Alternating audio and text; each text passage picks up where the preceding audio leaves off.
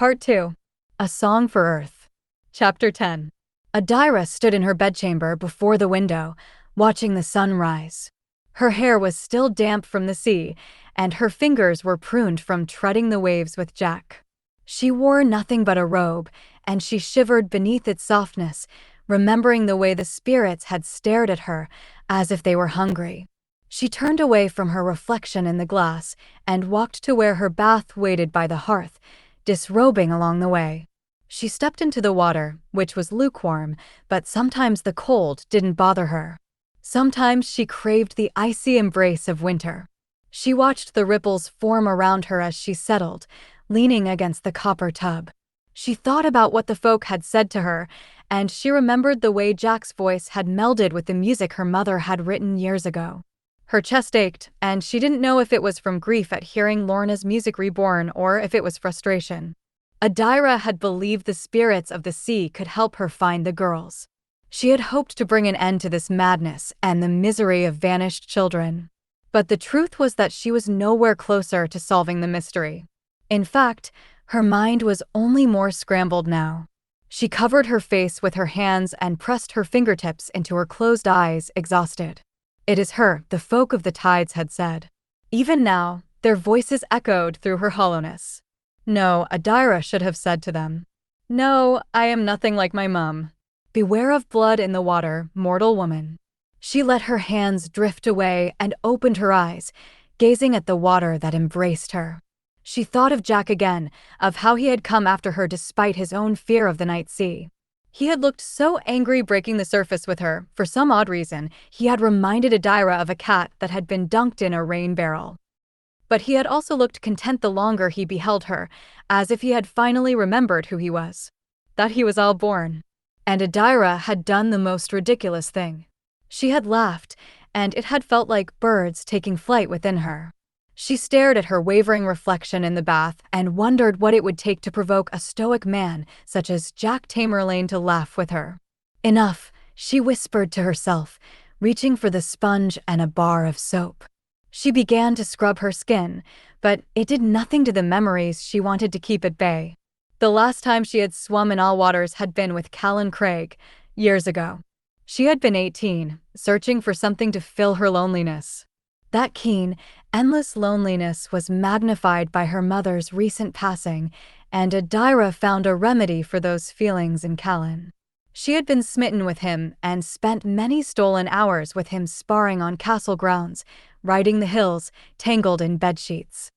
Adaira winced when she thought about how naive she had been, how eager and trusting. After their relationship ended, she hoped that time would dull the heartache, but it flared every now and then, like old bones in wintertime. She cast off those painful memories and plunged beneath the water, holding her breath. The world was quiet here, and yet she could still hear Jack's music and voice as he sang. She wanted to sit and listen to him play for hours. She wanted to see the hall restored, the clan brought together by music. She wanted Jack to be the one to do it. It was strange how much time away had changed him. Adaira had first noticed two things about him: how deep and rich his voice was now, and how beautiful his hands were. But his grumpy disposition was the same, as were his many frowns. She had hated him as a lass. But she was coming to learn that it was hard to hate what made her feel the most alive. She rose from the water and dressed, then made her way to the bureau where her brush and mirror waited. A letter caught her eye. Its corner was tucked beneath a jar of moon thistles, and the parchment was crinkled, as though it had been carelessly handled. It was also marked by the Western seal. Breccan had written to her again. She almost hesitated to open it. On the day Adaira had forged a letter to Jack, she had also sent a letter to the heir of the Breccan clan, expressing her desire to discuss the possibility of a trade. Moray had quickly replied and, to Adaira's surprise, had been well-spoken and enthusiastic about her idea. It seemed that peace might be attainable after centuries of strife, and Adaira was hopeful. She was tired of the raids, tired of the fear that laced the cold days in the east. She dreamt of a different isle, and if the Breccans wouldn't initiate it, she would. Her father had been furious. She could still remember how Alistair had railed at her, claiming it was foolish to open their storehouses for the Breccans. To begin a relationship with the clan that wanted nothing more than to harm them. "I know you have raised me to never trust the Western clan," she had replied. "For us to be self-sufficient. The history of raids alone is enough to make me despise the Breccans. But I confess that the hatred has worn me down. It has made me feel old and brittle, as if I have lived 1,000 years, and I want to find another way." Have you never dreamt of peace? Have you ever envisioned an isle that is united again? Of course I have dreamt of it. Then is this not the first step toward such an ideal? Alistair had fallen silent. He refused to meet her gaze when he replied, "They have nothing we need, Audie. A trade, as much as you want to believe it will stave off winter raids, will not end them. The Breccans are a bloodthirsty lot." She didn't agree.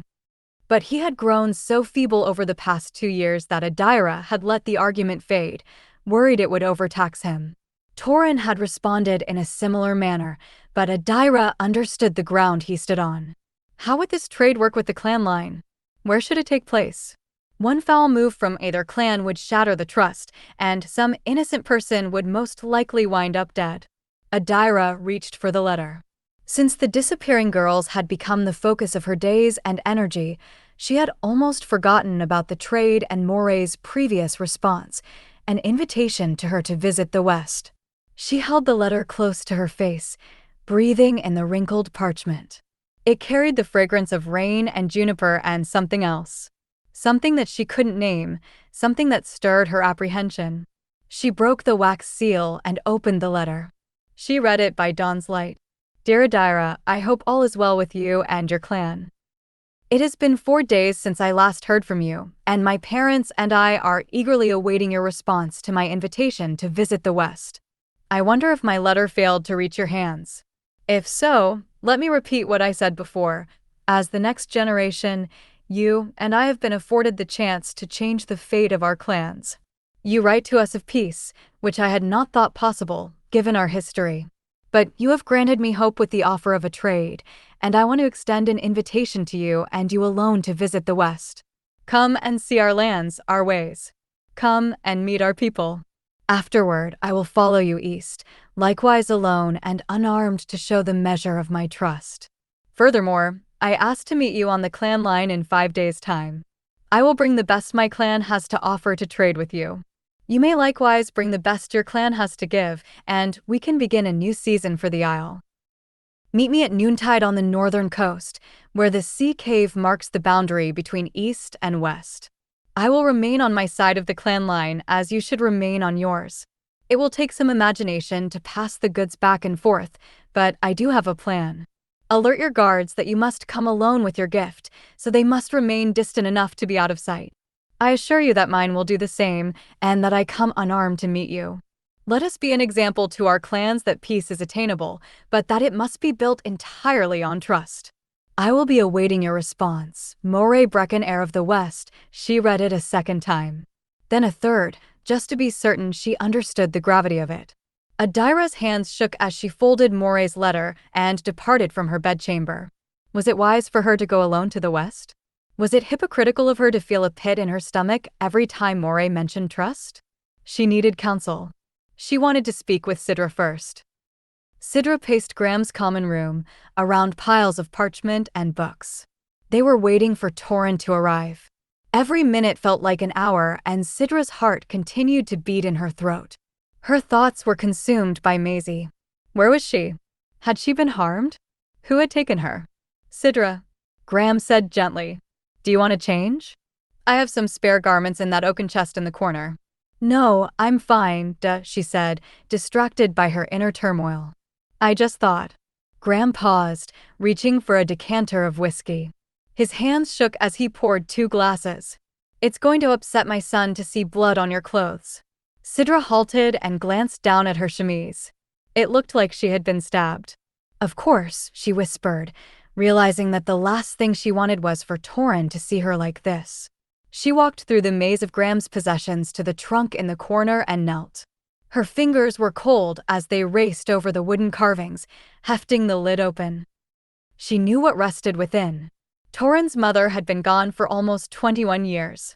Emma Tamerlaine had departed unexpectedly in the night when Torrin was only 6 years old, leaving her son and her husband behind. She had been a mainlander. The Isle was unfamiliar, frightening, and far away from her family. In the end, life here had been too difficult for her, and Emma had returned to the mainland without a backward glance. Yet Graham still had her raiment, as if she might return one day. Sorrowfully, Sidra searched through the dresses. She eventually settled on a chemise, hoping Torin wouldn't realize who it once belonged to. But why should he? He rarely saw Sidra's own undergarments. She held it up. The chemise was long and narrow, betraying how tall and svelte Torin's mother had been. Sidra knew it would never fit her curves, and she was considering her options when she heard the front door blow open. The entire cottage shook in response. A breeze whispered through the chamber, overturning papers. Sidra knew it was Torin, and she froze on her knees, Emma's chemise gripped in her hands. Her view of the threshold was blocked by a dressing panel, but she could hear him clearly as he spoke. "Where's Maisie?" Torin panted, as if he had run across the hills. "Is everything well?" "I stopped by the house on my way, and neither she nor Sidra were there." "Torin," Graham said. Sidra shut her eyes. The house fell silent, and she wished that she could awaken. That this was only some terrible nightmare, and she wasn't about to shatter Torin's life. "Sid," he called. She dropped his mother's garment and stiffly rose. She looked at the floor as she stepped around the panel, at last coming into Torin's line of sight.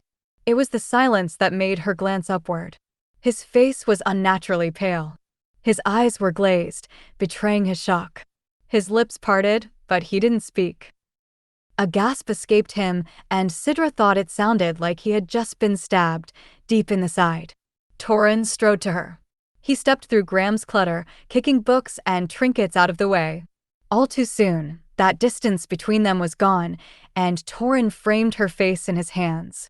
She could smell the coast on his fingers, the sand and seawater. She could feel the bite of his many calluses, and yet he held her so gently, as if she might break. "What happened?" he demanded. "Who did this to you?" Sidra swallowed. It felt like a rock was in her throat. It hurt to breathe, and her eyes burned with tears. "Torin," she whispered. He knew it then. She felt how he stiffened, and his eyes began to frantically search the room. "Where's Maisie?" he asked. Sidra drew a deep breath. Her sternum ached, her words crumbled. "Where is Maisie, Sidra?" Torin asked again, his gaze returning to hers. She had never seen him appear so afraid. His blue eyes were dilated, bloodshot. "I'm sorry, Torin," she said. "I'm so sorry." His hands fell away from her. He took a step back, stumbling over a pair of boots. He heaved a breath and raked his fingers through his hair. Another sound slipped from him, soft yet guttural. Eventually, he glanced at Sidra, his face composed. "I need you to tell me everything that happened last night," he said. "If I'm going to find Maisie, you need to tell me every detail, Sidra." She was jarred by how reserved he now appeared, but she knew this was his training to keep his emotions in check. He was speaking to her as the captain, not as her partner. Sidra began to recount what had happened, save for Donella's warning, thankful that she was able to speak without weeping. He listened, his eyes fixed on her. Every few breaths, he would study her blood-smeared chest, the snarls of her matted hair, and Sidra would feel how cold she was. "The spirit spoke?" Torin interrupted when she reached that part. Sidra hesitated. She glanced across the room at Graham, whom she had all but forgotten about. Her father-in-law stood by the door, still holding the 2 glasses of whiskey. He nodded to her, quietly encouraging her to tell Torin. "It wasn't a spirit," Sidra said. His brow furrowed. "What do you mean?" She explained about spirit blood. "Are you certain, Sidra?" Torin asked. "This isn't your blood?" "I gave him a flesh wound in the back," she said flatly. "This is not my blood, nor is it a spirit's." "Then if it was a man?" Torin exhaled through his teeth. "Describe him to me. How tall was he? What did his voice sound like?" Sidra struggled to put her memory, which felt distorted by night and terror, into something that Torin could identify. He listened, bent toward her words, but she could sense his frustration. "You didn't recognize his voice, but he asked for my daughter in particular?" "Yes, Torin. So he knows me." He must be a clansman, someone I've brushed shoulders with or trained in the guard. Someone who knows the lay of the East. Torin pressed a knuckle to his lips and shut his eyes. He still looked far too pale, as if the blood had drained from him. Torin, Sidra whispered, reaching for his hand. She knew what he was feeling. That horrible wave of distress, to know it was a man stealing the lasses. To ask oneself, why would a man kidnap little girls? His eyes opened. He held Sidra's gaze for a beat, but there was no hope, no reassurance in him. There was only anguish, and she felt responsible for it. She should have fought harder. She should have run faster. She should have screamed for Graham. Her hand fell back to her side, but Torin reached for her fingers, drawing her across the room and out the front door. If you wounded him, he could not have gotten far. Show me the exact place where it happened, he said. Sidra tripped as she matched his pace. She was still barefoot, and the brightness of the sun was a shock to her. She squinted, then realized that several of Torin's guards were present, waiting by the road. They instantly moved forward when they saw her bloodied clothes. It was here, Torin, she said, stopping halfway down the hill. The heather around her was crushed, a testament to her struggle. I stabbed him. And he. She bit off the rest, but Torin's eyes were keen. What did he do next, Sidra? She resisted the urge to embrace herself and shivered. He kicked me. In the chest. I rolled to there and lost the dirk on the way down. Torin followed the trail, kneeling in the place where Sidra had sprawled. He was pensive, studying the ground.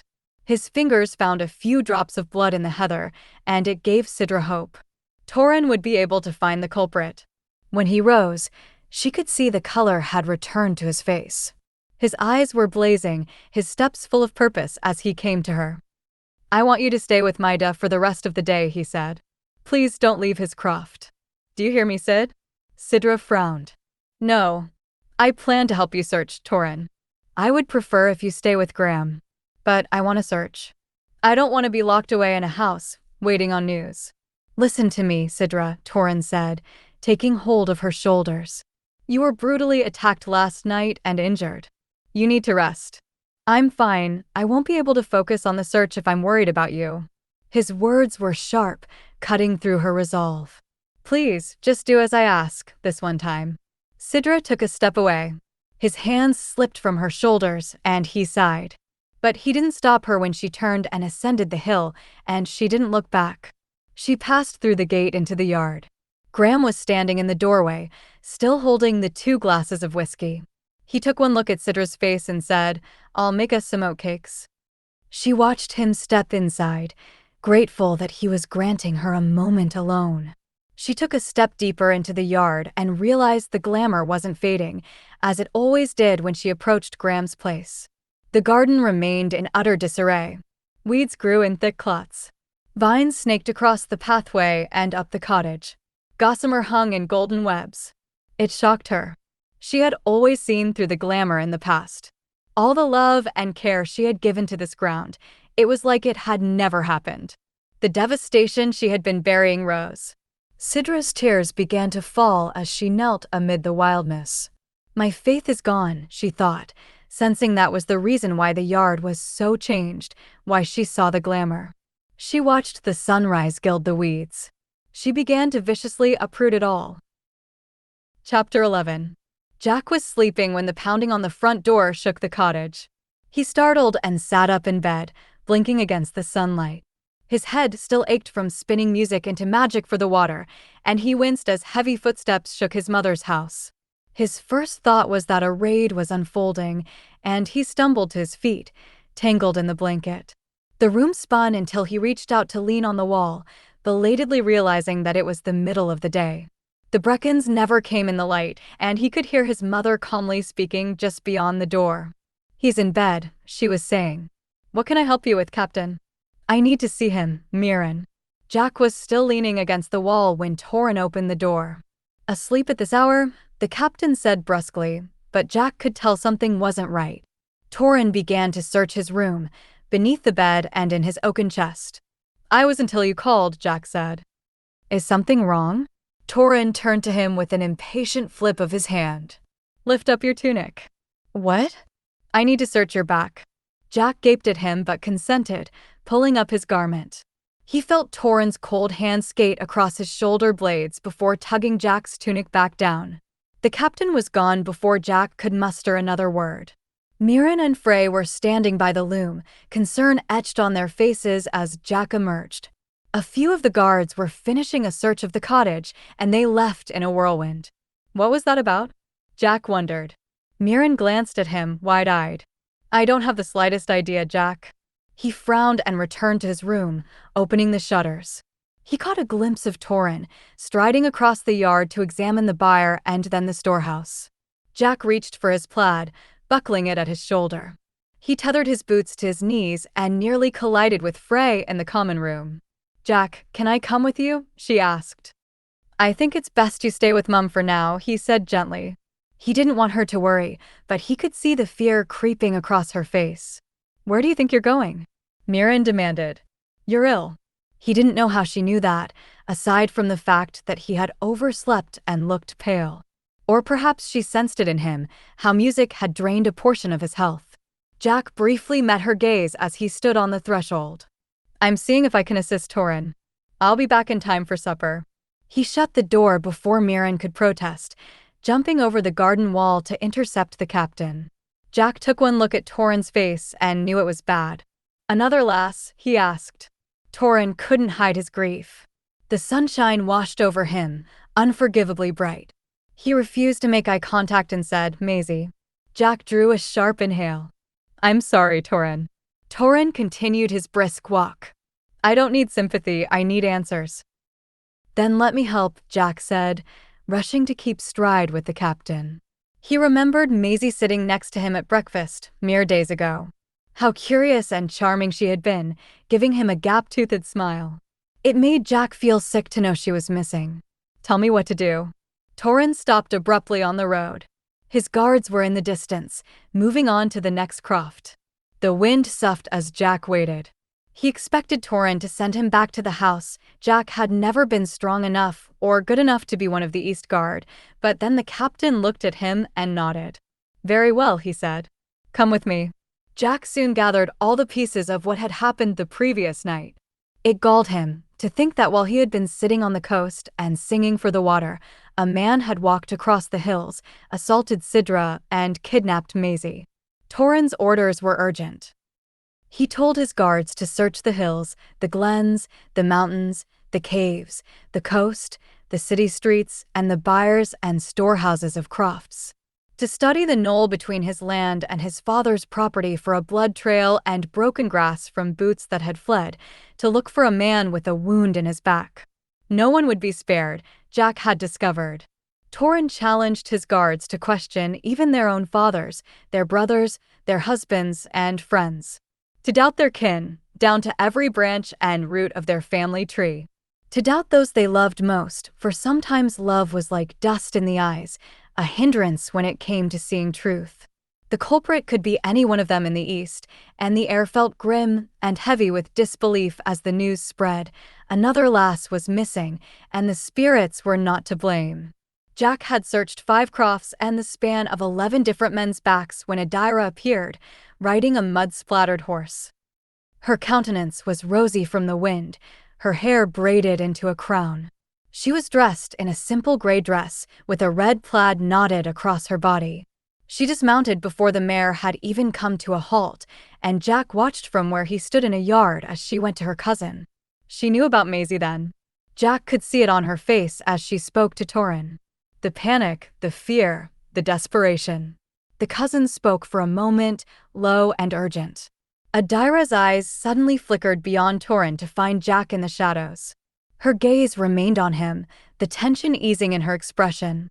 It still shocked Jack when she called him over. He felt like he was intruding on a private moment, especially when Torrhen raked his hand through his tangled hair. Jack, Adaira greeted him. I think we should tell Torrhen what we've been doing. Jack's brow arched. Indeed. It was not a light decision to reveal a secret she claimed had been held by Bard and Laird alone, but Jack saw how necessary it was to bring Torrhen into their confidence. What is it? Torrhen barked. What have the two of you been up to? Adaira turned to the wind. It was blowing from the south. "We need a private place to speak. There's a cave not far from here. Both of you, come with me." She reached out to snag the reins of her mare and began to walk into the hills. Jack trailed her. He could hear Torin give his guards commands to move to the next croft before he followed Jack with a heavy tread. Adaira led them to a steep hill, its exposed side showing layers of rock. About halfway up was a cave, indiscernible unless one squinted. Jack stopped abruptly, staring up at the cave's small, shadowed entrance. He remembered this place. It had been one of his favorite caves as a boy, given how dangerous it was to climb into its mouth. Adaira, he began to warn her, but she was already climbing, nimble and confident, even with her long dress and shawl. Jack watched, but his stomach churned when he imagined her slipping and falling. Within moments, she had made it to the perch of the cave, and she paused to look down at them. "Are you coming, Torin?" "My old menace." Jack frowned up at her. "I think we are a little old for such antics. Surely there's another place more accommodating for this talk." She made no reply, but he watched her vanish into the cave. Jack glanced at Torin, who was regarding him with a strange gleam in his eyes. "After you, Bard," the captain said. Jack had no choice. Here they were, grown adults, and they were clambering up to a cave like they were 10 years old again. He swore under his breath as he approached the rocky wall. All of this was ridiculous, he thought as he began to climb. He slipped, caught himself, uttered another curse, and then slowly ascended, following the path Adaira had taken. He eventually made it to the cave, trembling from the height. Jack chose not to look down and eased into the cool shadows of the hollow space. It was dim, but he could faintly see Adaira sitting on the stone floor. He crawled to sit across from her, leaning back against the jagged wall, their boots touching. The captain soon appeared, slipping into the cave in spite of his great stature. As Jack waited for Adaira to speak first, he listened to water dripping, deep in the heart of the cave, and realized they were truly sheltered from the wind's curiosity. Adaira was wise to take such precautions. "I delayed in sharing this with you, Torin," she began, "for 2 reasons. The first, I didn't know if Jack would return to the mainland when I summoned him. The second, I didn't know if what my father said was actually true. It seemed fanciful, and I wanted to see its proof before I gave you any hope." Torin scowled. "What are you speaking about, Audie?" Adaira drew a deep breath. She looked at Jack, as if she needed reassurance from him. He gave her a faint nod. She told her cousin the same story she had once told Jack, then told him about Jack singing up the spirits of the sea the night before, and what they had said. Torin exhaled. His eyes seemed to burn in the dim light. "You called the folk to you?" Adaira nodded. "Yes." Jack did. "And we plan to do it again with the earth." Jack was staring at his lap, picking dirt from his nails until he felt Torin's gaze. "I want to be there when it happens," Torin said. "I'm sorry, cousin, but that won't be possible," Adaira replied. "It must be Jack and me, and us alone. I don't think the spirits will manifest if they are being watched by anyone else." "Then I have questions I'd like for you to ask the earth," Torin countered. "One, we know now it's not the spirits stealing the lasses, but a man. Who is this man? What is his name? Where does he reside? Is he working alone, or does he have help? Second, where is he hiding the lasses, if they are still alive? And if they are dead?" Torin closed his eyes. "Then where are their bodies?" Adaira and Jack were silent, listening to Torin rattle off queries. But when Jack shared a glance with her, he knew they were both thinking the same thing. The spirits of the sea hadn't been forthcoming with their responses. What if the earth was no more helpful? Would Jack and Adaira be able to ask all of these questions? "We'll try our best to get the answers for you," Adaira said. "There is one more thing I'd like you to ask them," Torin continued. "At the place where Catriona vanished, I found 2 red flowers lying in the grass. Shorn but unwilted, because they were enchanted. Strange, as I've never seen them grow in the east before. Sidra likewise didn't recognize them, but I have a strong inkling they are being used by the culprit to either entice the girls or to pass unnoticed by us." Adaira frowned. "Where are these flowers at the moment?" "With Sidra. She can give one to you, to show the spirits," Torin said, turning his attention next to Jack. "How soon can you play?" Jack hesitated. He wasn't sure. He still felt weak from the night before, and he hadn't had a chance to prepare. "It will take me a few days," he said, wishing he could give Torin the response he wanted. "I'm afraid I need time to study the music." "You haven't looked at it yet?" "No, he hasn't had a chance to," Adaira said. "My intention was to bring the music to him this morning, but I heard the news about Maisie and came directly to you, Torin. Now I'm about to take him home and give it to him." Torin nodded. "All right. Thank you, Jack." The captain departed, leaving Jack and Adaira behind in the cave. A faint groan escaped her. The sound prompted Jack to study her face. Adaira had dropped her mask of confident, capable laird who was going to solve this mystery. In the wake of Torin's departure, she appeared uncertain and anxious. She was weary and sad, and when her gaze met Jack's, he didn't look away. "Can you come with me now?" she asked. "Yes," he answered, ignoring the ache that lingered in his hands. He let her climb down first, so he could watch the path she took and mimic it. He shuddered to be back on solid ground until he realized Adaira had already mounted her horse and was waiting. "Should I meet you there?" he said, giving the mare a wide berth. Adaira smiled. "No. It'll be much faster if you ride with me." Jack hesitated. The horse tossed her head and pawed the ground, sensing his reluctance. "I don't mind walking," he insisted. "When's the last time you rode a horse, Jack?" "Close to 11 years now." "Then it's a good time to get back in the saddle." Adaira slipped her foot from the stirrup, offering it to him. "Come on, my old menace." This was bound to be a disaster, and Jack groaned as he slid his boot into the stirrup, hauling himself up. He sat, very uncomfortably, behind her. He didn't know where he should put his hands, where his feet should go. Adaira's back was aligned with his chest, and he leaned away so the wind could still blow between them. "Are you settled?" she asked. "As I'll ever be," he replied drolly. Adaira clucked to the horse. The mare began to walk, and Jack felt how stiff his body was. He was trying to relax, to let the horse's gait melt through him, when Adaira clucked again.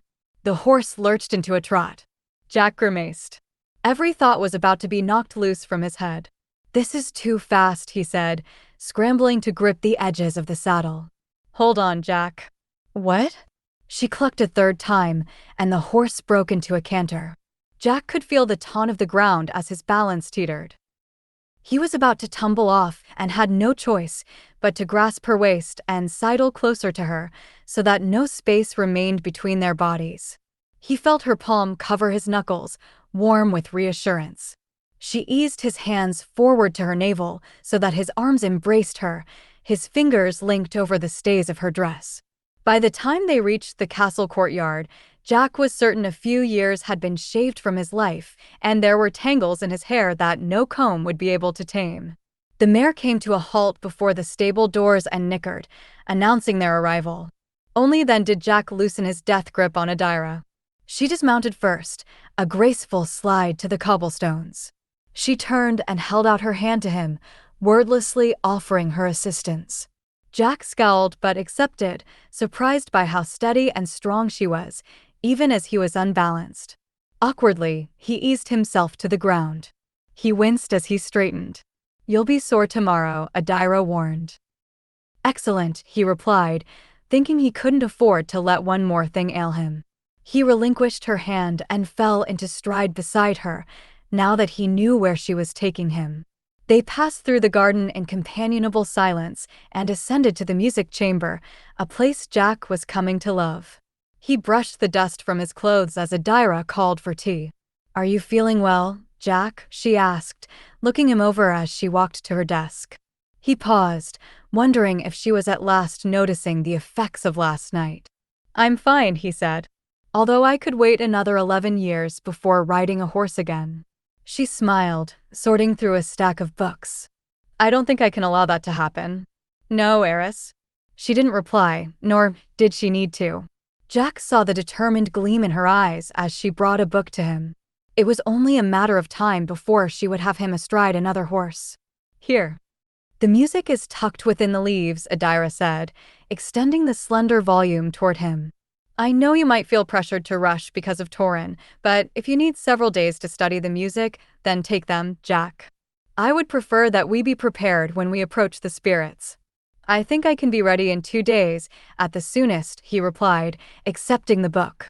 He admired its illuminated cover before opening it to find the loose parchment, hidden in the pages. He could not deny that a part of him was eager to learn this next ballad of Lorna's. Anticipation shivered through him. Jack had what he needed. He should go now. But he found that his feet were rooted to the floor, reluctant to leave so soon. His eyes lifted to meet Adaira's steady gaze. I know you have many things to do, she said. But you should at least stay for tea. Let me feed you. Are you hungry? He hadn't eaten that morning. He was famished, and he nodded. It was strange to think back to how this day had begun with Torrin searching his room. It was strange to think how it was coming to an end, spending the last, golden hours of afternoon with Adaira in her study. A servant brought in a tray of tea, scones, small mince pies, wedges of cheese, and oatcakes with cream and berries. Jack joined Adaira at the table, watching as she poured them each a cup of tea. He accepted it and filled his plate, his mind racing. He was sharing a private meal with her. He could ask her anything, and the silence between them felt tender, as if Adaira would honestly answer whatever he felt brave enough to voice. His thoughts brimmed with possibilities. He wanted to ask her if she had any news of the Breccans and the trade she wanted to establish. He wanted to ask what she had been doing the past decade while he had been gone. If she had thought of him from time to time. He wanted to ask why she was unwed, because it continued to shock him that she walked alone when there was a horde of eligible partners in the East. Unless, that is, she desired to be alone. Which was fine, but he couldn't help but wonder. He wanted to know if she was the one who desired him to stay a full year as bard, or if she was merely speaking for the good of the clan. He wanted to know her, and that realization felt like a sting in his side.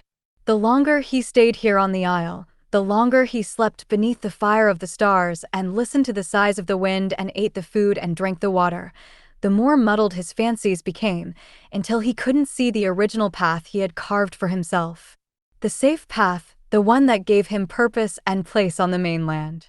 He took a sip of tea dismayed. A piece of him still craved that dependable life, the one in which everything could be predicted. He would become a professor. He would grow old, gray, and even more crotchety than he already was. He would teach younger generations the secrets of instruments and how to write music, watching his students transform their sullenness and hesitancy into confidence and prowess. That was the life he had envisioned for himself. It was a life with little risk. A life in which every day felt the same and his music was subdued. A life of partaking only of comfortable things and of sleeping alone at night, because it would be impossible to find a lover who would endure all his irascibility and the oddness of his Isle blood, year after year. Did he want such a fate? You're unnaturally quiet, Jack, Adaira remarked, lifting the teacup to her lips. There was a speck of cream at the corner of her mouth, and he was staring at it. In the past, that meant you were plotting mischief. Jack blinked. He would ask her the safest of his questions, ironically, the one pertaining to their raid-loving enemies. Have the Breccans agreed to your notion of trade, heiress? They have, Adaira replied. But they've made a request of me. And what is that? She finally licked the cream from her lips. They want me to visit the West. Jack thought she was jesting. He laughed, but it was a cold, bitter sound. I fail to see the humor in this, she said in a sharp tone. As do I, Adaira, he countered. Perhaps I should sing you the ballad of Joan Tamerlaine and how she was doomed the moment she stepped foot in the West. How Fingal, her sulky husband, and his bloodthirsty clan drove her to a premature death. I know the story of my ancestor, Adaira replied through her teeth. There's no need for you to sing it to me. Jack quelled his sarcasm and drained his tea for courage. He wanted her to understand why her answer had upset him. He set a softer gaze upon her, only to find that she wasn't even looking at him. She was flushed, angry. She was pushing her plate aside, about to rise. Adaira, he said, gently. She became still, her eyes flickering to his. So they've extended an invitation to you, he said. Perhaps it is a wise thing to accept. You'd be the first Tamerlane to behold the West in nearly 200 years. Perhaps peace is indeed something attainable, and you are the one destined to bring the Isle back together as one. But perhaps it's unwise, and the Breccans plan to harm you. You are the sole heiress. What would happen to the Tamerlaine clan if you perished? Adaira was silent. Jack studied her face. She was still so much of a riddle to him. He asked, "What does your father think? Have you spoken of it to him yet? About the visit?" "No. But I imagine his advice would strangely align with yours." "Can a bard not give sage advice then?" Adaira almost smiled. "Perhaps you can be both to me? Bard and advisor. Does it pay twice as much, heiress?" She was quick and drawled. "Does that mean you are choosing to accept the role of Bard of the East?" "I am in the midst of deliberations with myself," he said. "But that's not what we're discussing at the moment. I just presented you with the possibility that the Breccans are devising to harm you, Adaira." She released a deep breath. "I don't think the Breccans plan to harm me." "How do you know that?" "Because I'm offering them something they can't refuse. They need our winter stores. They need our resources when the ice comes. Why would they harm me when I am the first Tamerlane to give that to them? And yet they simply take what they want when winter comes," Jack argued. "They don't need you to grant them access." "But perhaps they are weary of it," Adaira replied. "Perhaps they dream of a different life, one where the Isle is united again and the two halves are restored." She stood and walked to the window. Jack could see her reflection, shining in the glass. "In 5 days' time, I am to meet Moray Breccan on the northern coast for a trade by trial. It's a test, both to see what the West has to offer us and to measure their trustworthiness before I visit them." Jack listened to her every word.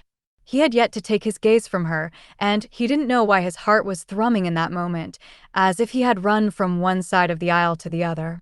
He wanted to scoff at the fanciful notion of peace, but this was the second time he had been encouraged to think of the Isle as one again, its two halves mended. He could have said many things to Adaira in that moment, and yet the question that slipped from his lips as a growl was, "Who is Moray Breccan?" The heir of the West. Brilliant, Jack thought. Although why should he be surprised that the heir would want to meet her? "So you will support me if I choose to visit?" she asked. "It depends," Jack said. "On what, old menace?" "On who you take with you." Adaira fell silent again. Jack was swiftly learning he didn't like these silences of hers. "Who are you taking, Adaira?" he asked again. "Torin and a retinue of guards?" "No one," she said. "I'm sorry." She turned to face Jack once more. Her eyes were inscrutable as she looked at him. "They have asked me to come alone as a measure of my trust in, to hell with that," Jack cried. The dishes on the table rattled as he stood. "Adaira, you shouldn't even consider visiting them alone." "I know it sounds unwise, Jack. It sounds foolish and deadly. You forget who they are." "I haven't forgotten, and I'm not afraid of them," she shouted, as if raising her voice was the only way to get Jack to close his mouth. And he did. He stood face to face with her and felt the tension in his bones. She sighed again. Her weariness was returning, but her voice was calm when she said, "So you advise that if I go, I shouldn't go alone. I suppose that means I need a husband before I visit the West. Two become one under matrimony, don't they?" Jack remained silent. He was flooded by a strange emotion, one that made him feel like he was withering. It was jealousy, and he had rarely felt it on the mainland. He briefly wondered if he was falling ill. He shouldn't have swum in the ocean at night, when a chill could set in. But as soon as he remembered the moment when they had broken the surface and Adaira had laughed, Jack knew he would choose to do it again, and again, even if time permitted him to redo the past. That he would follow her into the sea. And perhaps that was true only because Adaira held his allegiance and respect as his laird, but perhaps it was due to something else. Something that stirred his soul like breath on embers, rousing old fire. Gods, he thought with a sharp intake. He needed to smother this feeling now, before it unfurled and grew wings. Or perhaps he should let it fly. If he became her husband, he would forfeit his life on the mainland. He would have no choice but to give up his plans to become a professor in order to remain with her, living out his days on the Isle. The imagining made him feel cold at first, and his pride flared. All those years studying and working would be wasted until he met her gaze. No, not wasted, he realized. Because he would be Bard of the East, and this music turret would become his, and he would play songs for children like Frey and for adults like Mirren. By day he would belong to the clan, singing beneath the sun. But by night, when the stars burned, he would lie down beside Adaira, and he would wholly be hers as she would be his. Adaira continued to intently watch him, measuring his expression. He swallowed, wondering if she saw the same vision he did. One where the two of them were united, bound, laying claim to the other. But then reality returned, rushing between them like a cold tide. Surely not. Jack mused, and a warring medley of dread and desire rose within him. Surely, she would never want him in such a way, even as he felt static in the air between them. Surely, he would be daft to agree to it. But then Adaira smiled, and he imagined that maybe he would. Maybe he would agree to it, but only out of duty. If she asked him, that is. "Don't let me keep you from your study, Bard," she said. She was dismissing him. Flustered, Jack strode to the table, retrieving the book. "You're being ridiculous," he told himself. Assuming Adaira would ask him to wed her, she probably wouldn't even consider him for a partner. Jack didn't grant her a bow or a farewell. He was too angry for niceties, and he departed the room swiftly, the door slamming in his wake. He didn't realize Alistair was in the inner garden until he was nearly upon him. The laird stood on the stone pathway by the roses, as if waiting for Jack to emerge from the music turret. "My laird," Jack said, stopping abruptly. Alistair granted him a wan smile. "Jack." His bloodshot eyes dropped to the book in Jack's hands. "I see you have Lorna's music." Jack hesitated, suddenly feeling awkward. "Why, yes, Adaira gave it to me."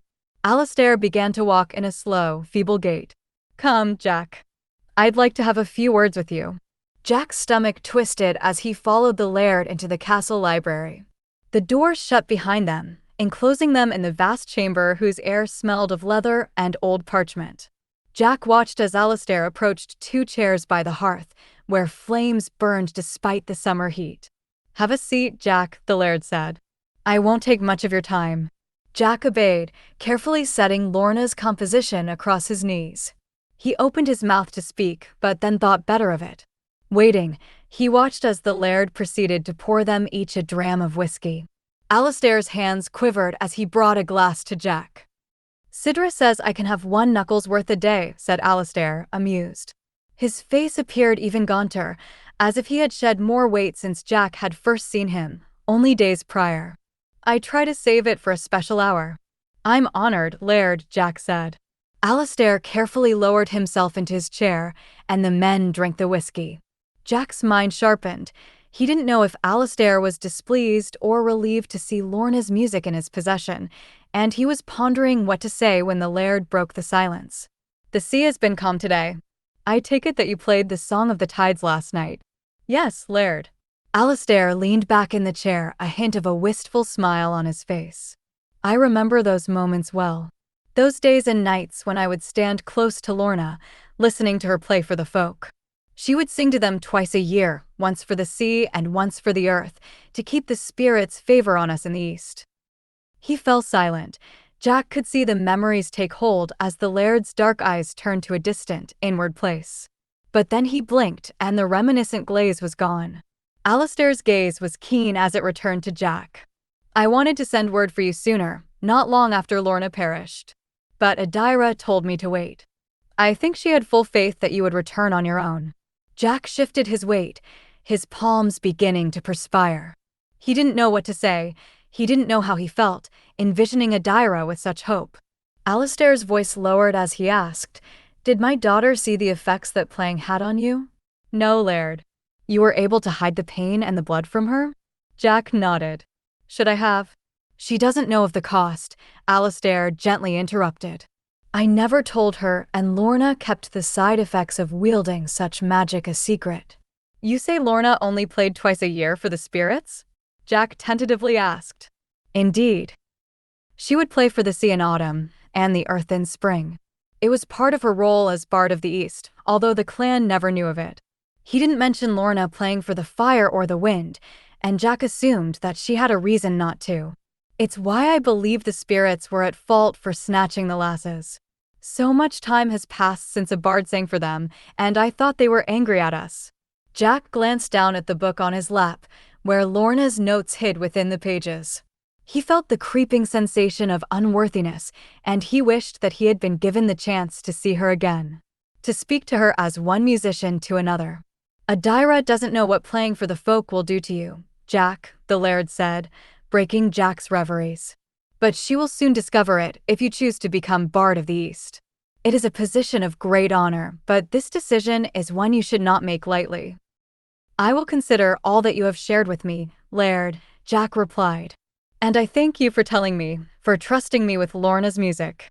She would want it this way, Alistair said. She would be pleased to know you're playing her songs. And she would want to see you compose your own. Jack was humbled. All his life, he had convinced himself that no one had ever seen anything worthy in him. But Lorna had. Even in her death, she was granting him a rare opportunity. Now then, Alistair said, reaching for the whiskey decanter, I've kept you long enough. Jack rose and left the laird in the library with a second knuckle's worth of whiskey, having promised not to tell Sidra. He emerged into the courtyard, where a breeze was blowing in from the sea, and came to a stop on the mossy flagstones to steady his heart. He didn't know how long he stood there, but he soon remembered the book in his hand. Curious, he opened it to skim Lorna's composition, the Ballad for the Earth.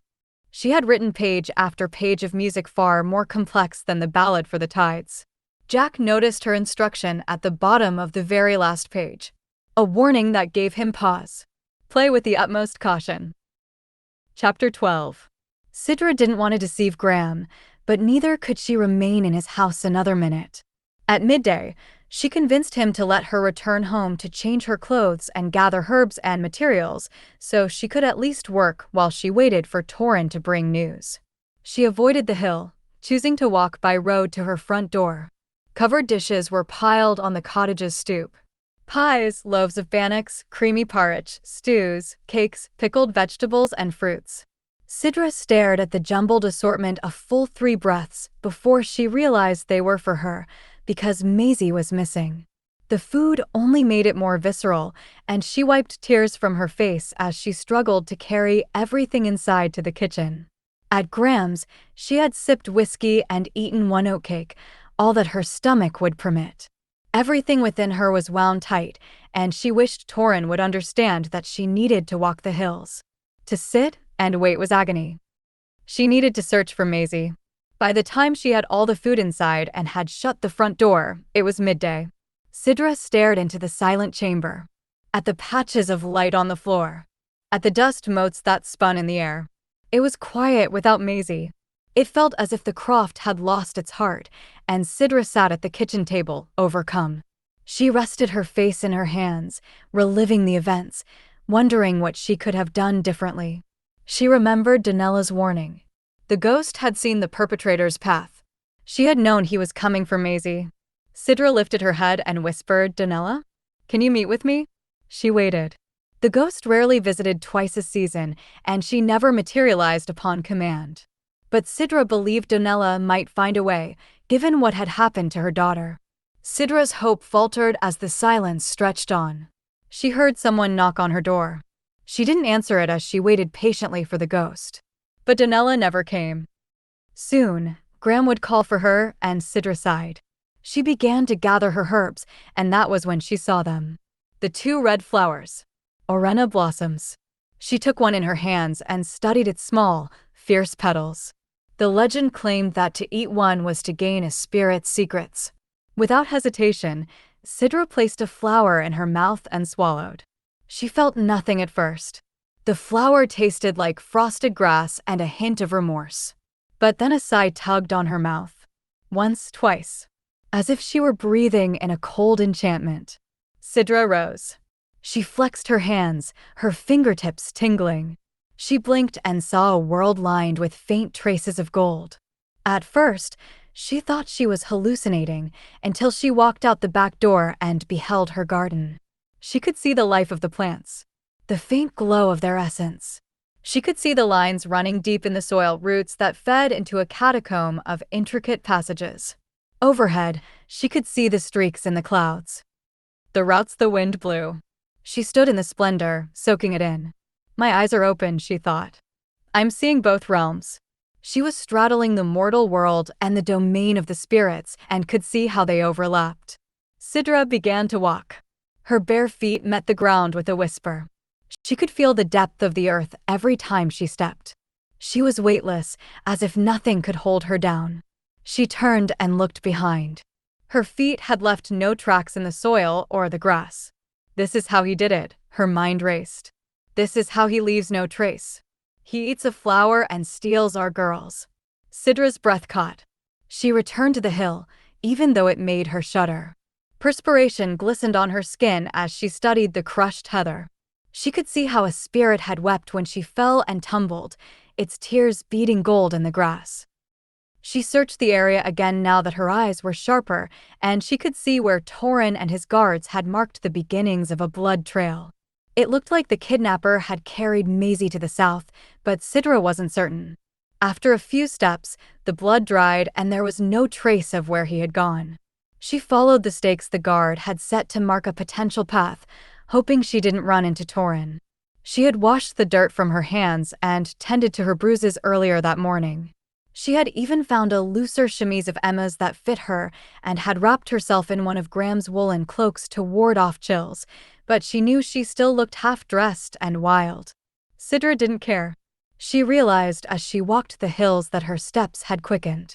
She could move thrice as fast as normal, and she almost laughed as she felt the magic rush through her. She could also sense how close other people were. There were 4 guards to her right, 2 kilometers away. There was a croft to her left, 5 kilometers away. She could feel the distance in her bones, and it enabled her to travel, undisturbed by others. All too soon, she came upon the end of the marked path. She decided to continue walking to the southwest, following threads of gold in the air and in the grass. They brought her to a copse of birch trees. Sidra paused, confused when the golden essence flared violet on one of the trunks. She could sense the maiden in the birch tree.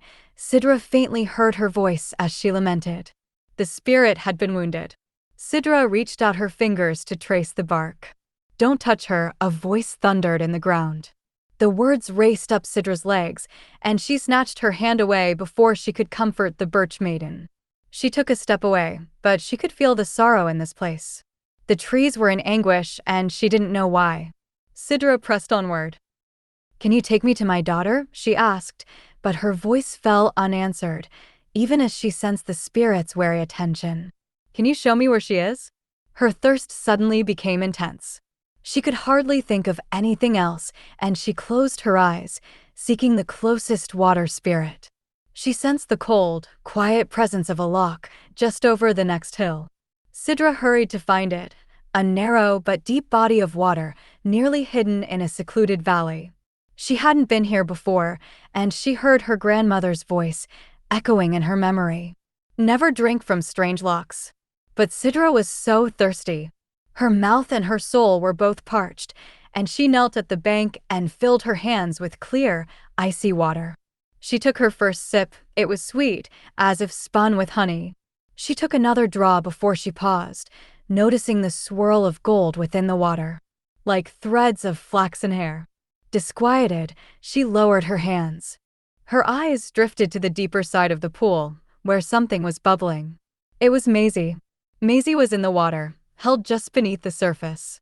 Sidra cried out and lunged into the loch. She tore Graham's cloak away from her collar and dived, pulling her body through the water in frantic strokes. She was almost to Maisie, but then Sidra saw that her daughter was farther below the surface than she had realized.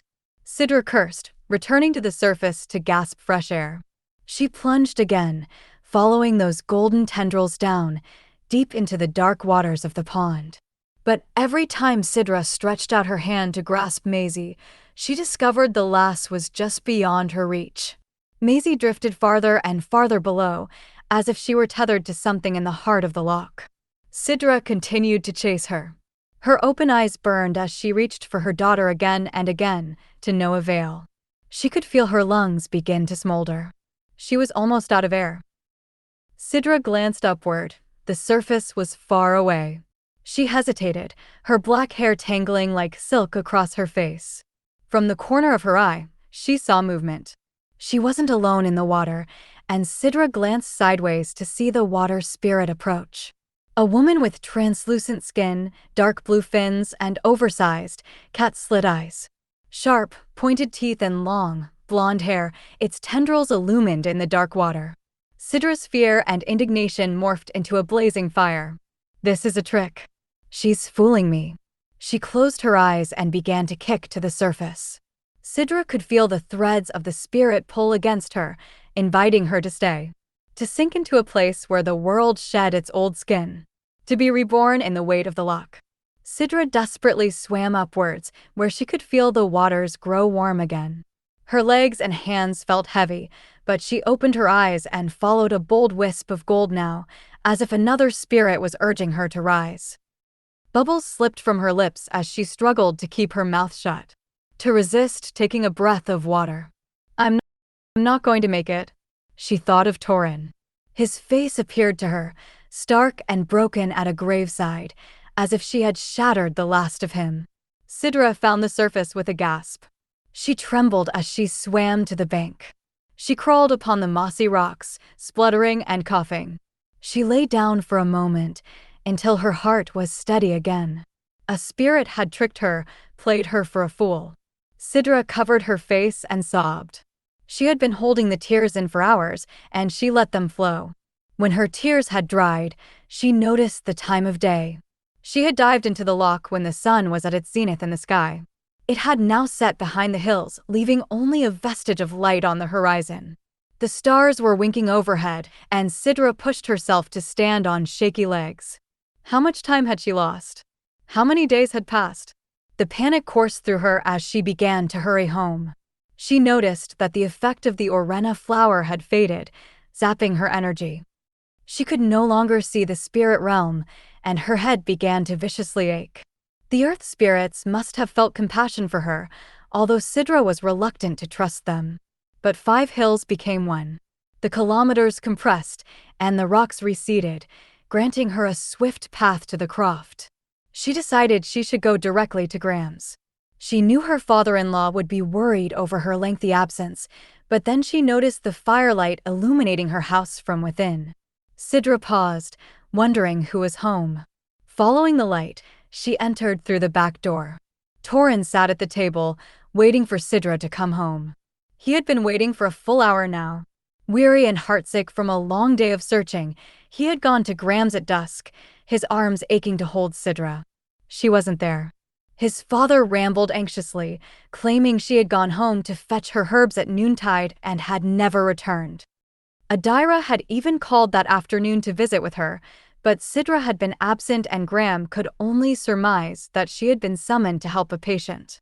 Torin had swallowed his panic and rushed down the hill, only to find a cold, dark cottage full of untouched food. He didn't know where she had gone, but he imagined she was searching for Maisie. He had seen the determination in her eyes when they had parted ways earlier, how his sharp orders had upset her. Torin was so exhausted now that he decided he should simply wait on her to return. Surely the night would drive her back home. And he was so tired of searching. He lit a candle. He stared at her herbs, scattered on the table, an utter mystery to him. He stared at Maisie's toys, tucked away in a basket by the hearth.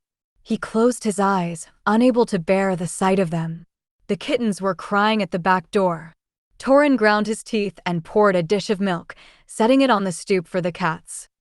He paced the chamber but eventually sat again. He hadn't slept in 2 days.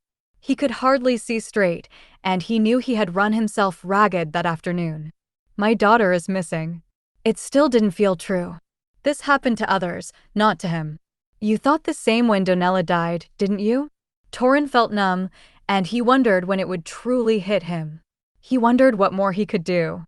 He had searched house after house, croft after croft, all the castle chambers.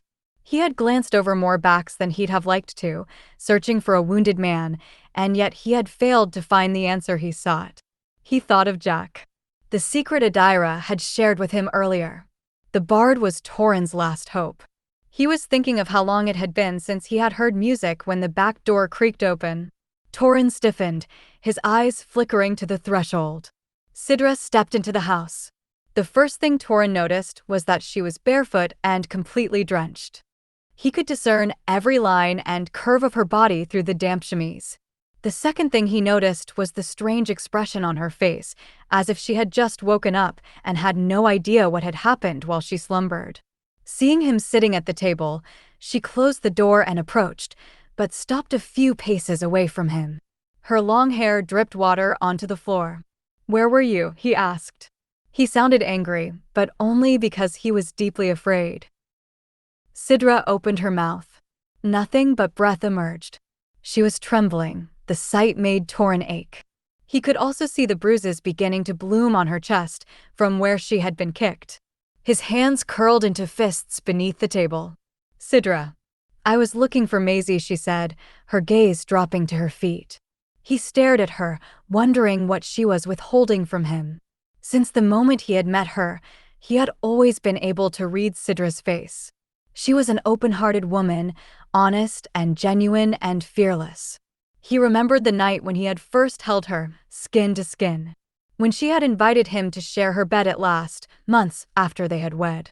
The wonder, the pleasure that had been in her eyes when she looked at him. He regarded her now, standing like a stranger in their house, and he couldn't read her face. He didn't know what she was feeling, what she was thinking. It felt like a wall had risen between them. She lifted her eyes to his, as if she also felt the distance. Her voice was reserved when she asked, "Why are you here, Torin?" "I came to be with you tonight, Sidra." She blinked, surprised. It made him realize how few nights they had spent together.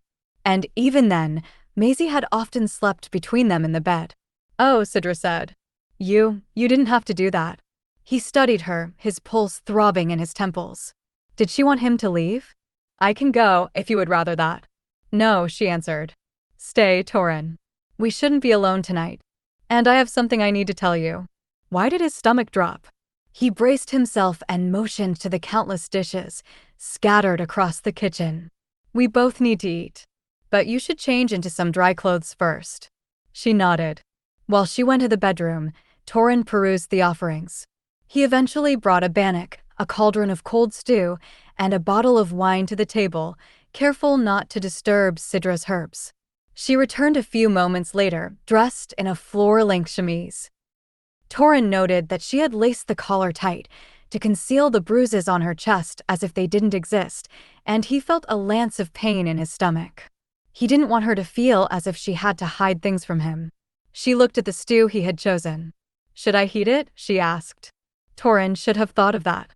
He wordlessly stoked a fire in the hearth, and Sidra set the cauldron over the iron hook. While they waited for the food to warm, he glanced at her. "You have something to tell me," he prompted.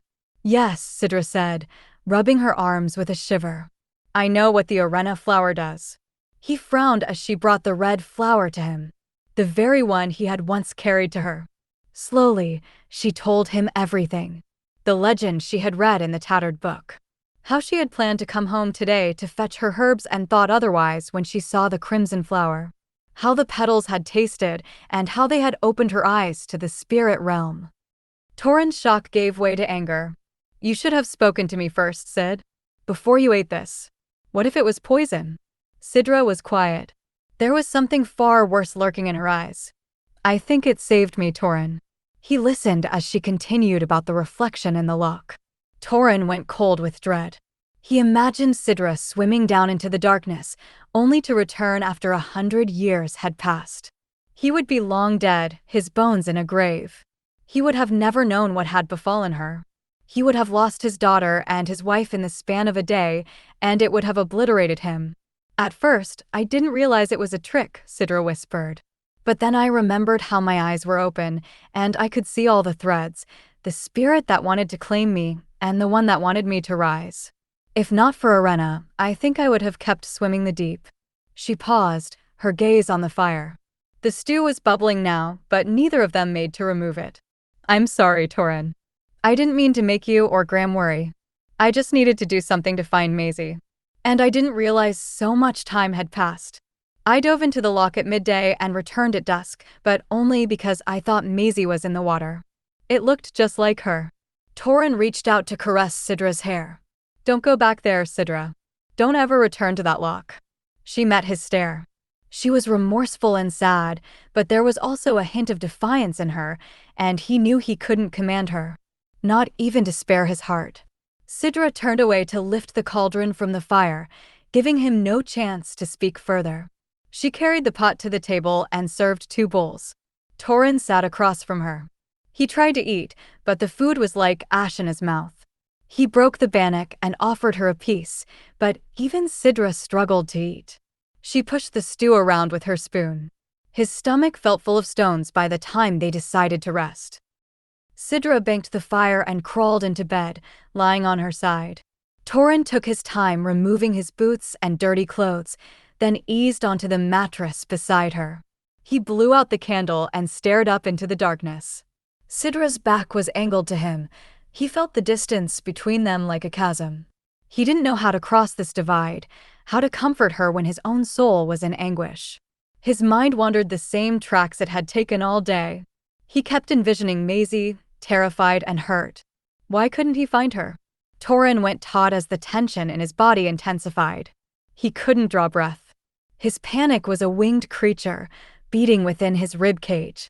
It wanted to consume him, but he focused on what was tangible around him, the soft mattress, the scent of lavender on the pillow, the rise and fall of Sidra's breaths. She sniffed, like she was weeping and trying to hide it from him. Torin's thoughts returned to her. He wanted to touch her but didn't know if she wanted the same. He chose to remain still, fettered by uncertainty, his face marked with pain as he listened to her tears finally ebb. He remembered the first time he had met Sidra 4 years ago. He had been riding through the Vale of Stonehaven, a rarity, as it was one of the more peaceful places of the Isle, inhabited by shepherds and their wandering flocks. He hadn't patrolled the valley since his first year as a guard, but for some reason he had taken the eastern road on his way home from a shift. He was thinking about Maisie. She was 8 months old, and Graham was caring for her by day. But the arrangement couldn't go on forever. Torin knew he could do better by his daughter. That he should do better. His stallion spooked at a shadow, a play of wind in the oak branches above him. Torin was tossed from the saddle and promptly found himself face down in the dirt, his left shoulder throbbing. He couldn't even recall the last time he had been thrown by his horse. Mortified, he rose and brushed the dirt from his clothes, hoping no one but the spirits had seen him fall. His shoulder was dislocated. He knew it was, and he gritted his teeth as one of the younger guards came trotting up the road behind him. "Do you need help fetching your horse, Torin?" "No." Torin's stallion had wandered off toward one of the shepherd's houses. He motioned the guard to go on his way as he strode to reclaim his horse. "Ah, that's convenient," the guard called after him. "What is?" Torin ground out. "Well, Senga Campbell and her granddaughter live there." Senga Campbell was the castle healer. She personally attended to the laird and his family and was renowned for her skill. Despite that, Torin hadn't known she had a granddaughter, and he failed to make sense of what the guard was saying. "Very well. She has a granddaughter." Torin threw up his hands and then winced. "Her granddaughter is a healer as well, you know. I'm sure she'd be happy to reset your shoulder for you." The guard cantered off down the road with his amusement, and Torin swore as he finally chased his horse down in the Campbell's yard. Their house was quiet. It seemed that no one was home, and Torin paused when he noticed their garden. He had never seen a more organized and beautiful kale yard. He tethered his horse to the gate and walked to the front door, frightening a cat from the stoop. He knocked and waited, listening as someone moved within the house. It was Sidra who answered the door. She was dressed in simple homespun. A smudge of dirt was on her cheek. Her long black hair was loose and spilled over her shoulders. A stray flower was caught within the tangles. All of his thoughts unexpectedly scattered at the sight of her, and he said nothing. "Who is at the door, Sidra?" An older woman's voice, Senga's, rasped from within. "I don't know who he is," Sidra said, to Torin's great shock. Nearly everyone knew who he was. He was the laird's nephew and an esteemed member of the East Guard. "He is a man, and his horse just ate all the carrots in my garden." Torin flushed. "Forgive me, but I seem to have dislocated my shoulder." "You seem to have?" Sidra echoed, and her eyes drifted to it. "Ah, yes, you have. Come in. My Nan can help you. Is that Tamerlaine? Senga asked, recognizing his voice as he followed Sidra into the cottage. The revered healer sat at the table, grinding herbs with her pestle and mortar. But she hadn't been the one to reset his shoulder. It had been Sidra. Torin keenly felt the touch of her hands through his sleeve as she brought his shoulder back into its socket. It caught him by surprise. He had been numb for so long now. He had been merely existing for the past 8 months. And yet he noticed Sidra's hands like they were sunlight, burning away the last of his fog. This is very unusual, he said as Sidra knotted a sling about his arm. Me being tossed from my horse, that is. I can't remember the last time it happened. It rarely happens, you know. Or perhaps you wouldn't know, since this is our first time meeting. He was stammering, as if the words were thistledown in his mouth. Sidra only smiled. Her grandmother was listening to them, even though they sat on the other side of the chamber, beside the slow-burning embers of the hearth. Senga had ceased crushing her herbs, and the house fell quiet. There was only the sound of birdsong, drifting in through the cracked shutters, and a calico cat purring on a folded plaid. Why have I never seen you before? Torin whispered to Sidra. She met his gaze. Her eyes were the color of wildflower honey. She had freckles on her cheeks, across the bridge of her nose. One was at the corner of her lips. He felt as though he should know her. As though he would remember if he had seen her before. Her grandmother frequently visited the city, caring for his uncle and cousin. Shouldn't Senga's apprentice be with her? I confess, Sidra began in a husky voice, that I have seen you before, Torin Tamerlaine. Years ago, when Lady Lorna still lived and played for the clan on feast nights in the castle hall. But I believe you and I belonged to different circles at the time, didn't we? He didn't know what to say, because she was right. He wondered what else he had missed and overlooked in the past. And what of now? Do you still come to the city these days, Sidra Campbell? She glanced away to fiddle with a bowl of herbs, as if she wanted a distraction. But she said, My Nan cares for the laird and his daughter in the city. I remain here in the Vale, to care for the shepherds and the crofters. And for stupid men like me, I suppose. Sidra's smile deepened, awakening a dimple in her left cheek. Aye. And for men like you. She seemed to remember her grandmother's presence, because she said, Here, let me walk you to the door. Torin followed and asked how much he owed her. You don't owe me anything, Sidra replied, leaning against the doorframe. But perhaps a basket of carrots. The next day Torin sent 2 baskets of carrots to Sidra's door, to atone for the ones his horse had eaten and to express his gratitude to her. That was how the owl brought them together. Sidra stirred in the bed. Torin listened as she turned on her back. He felt the warmth of her body as they touched. She stiffened in response. Torin, she whispered, uncertain. Yes, it's me. She was quiet, but her posture relaxed against him. He believed she had fallen back asleep until she whispered, I'm ready. Ready for what, Sid? For you to bring me a guard dog. Chapter 13. Jack spent the next day studying Lorna's music for the earth. He gathered pieces of nature, holding them in his hands, breathing their fragrance, studying their intricacy alongside her music.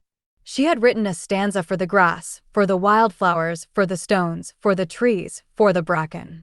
There were many different elements to this ballad, and Jack wanted to perfect them all, thinking that so long as he respected the earth and strove to honor it, there would be no need for him to be worried when he played. But there was one problem. His hands still ached, down to his fingertips. Jack. Mirren knocked on the bedroom door. May I enter? He hesitated, wondering if he should hide the strange harvest on his desk. In the end, he let it be, although he turned over Lorna's music. Yes. Come in, Mum. Mirren stepped inside, holding a bowl. She approached his desk, and while she noticed the stray pieces of nature scattered before him, she said nothing until she set the soup down. You need to eat. Jack eyed the nettle soup. I'm not hungry, Mum. I know you're not, said Mirren. But you still need to eat. I'll eat later. You should eat now, she insisted. It'll help you recover faster. Jack glanced up at her, sharply. But when he saw the worry lining Mirren's expression, he let his protest fade. You thought I wouldn't notice, she said. Oh, Jack. It's nothing to fret about, Mum. As I'm sure you'd like for me to say to you, she countered. Prove me wrong and take a few sips. He sighed but relented, lifting the edge of the bowl to his lips. He drank until his stomach began to churn, and he set it aside. What's ailing you the most? Mirren persisted. My hands, he said, curling his fingers inwards. Every knuckle emitted a vibrant ache, and he wasn't sure how long he would be able to play his harp. Have you seen Sidra about it? No. You should visit her. She'll be able to provide you with tonics that will help ease your symptoms. I don't want something that will dull my senses, he said. They won't, Mirren replied.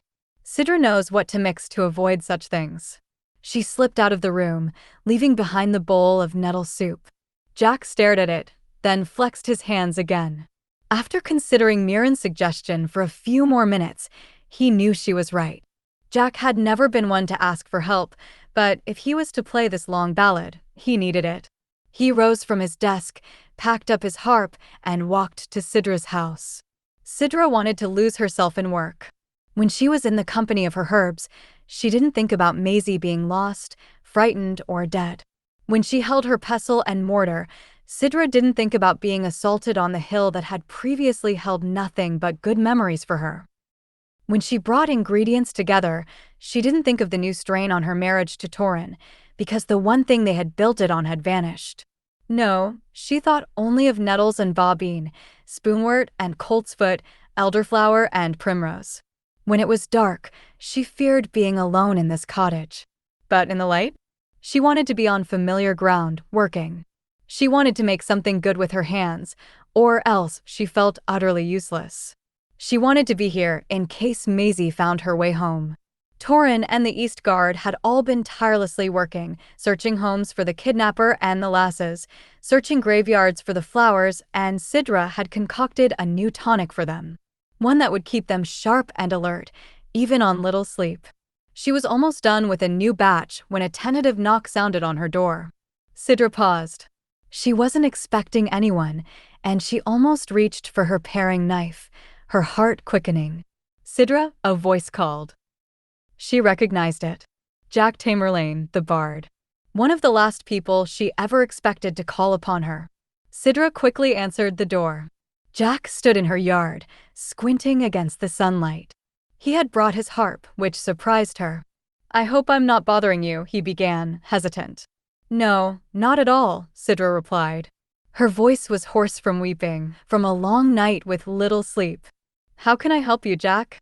I wanted to see if you could make a tonic for me. She nodded, motioning him to step inside. She shut the door and returned to her table. He was gazing down at all of her herbs as if she had caught a rainbow and laid it over the wood. I want to say how sorry I am, he said, glancing at her. About Maisie. Sidra nodded. Her throat was suddenly too narrow to speak. And I wanted to tell you that I'm doing everything that I can to help find her, Jack said.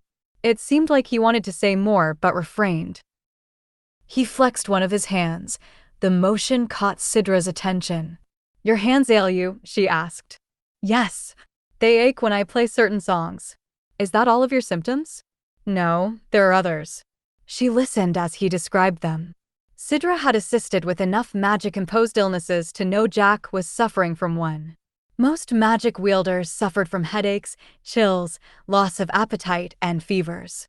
Others developed hacking coughs, insomnia, pain in their extremities, even nosebleeds. It seemed Jack was experiencing several symptoms, which meant he had cast a powerful magic. And while she didn't have the details of its inspiration, she knew the magic had to come from his craft. From his music. She wondered if he had come home just for the missing lasses or if he'd inadvertently become caught up in the mystery after he arrived. There seemed little that a bard could do to help find the clan's girls, even as talented as Jack likely was, but Sidra knew there was unspoken power in music. She remembered being a young girl, sitting in the hall on full moon feast nights. She remembered inhaling Lorna Tamerlane's songs as if they were air. An unexpected peace settled over Sidra as she worked to make Jack two different remedies, a salve to spread on his hands when they ached, and a tonic for him to drink to ease his headaches. There was nothing she could do for the nosebleeds, save instruct him on how to apply pressure to ease the bleeding when it happened. "That's fine, Sidra," he said.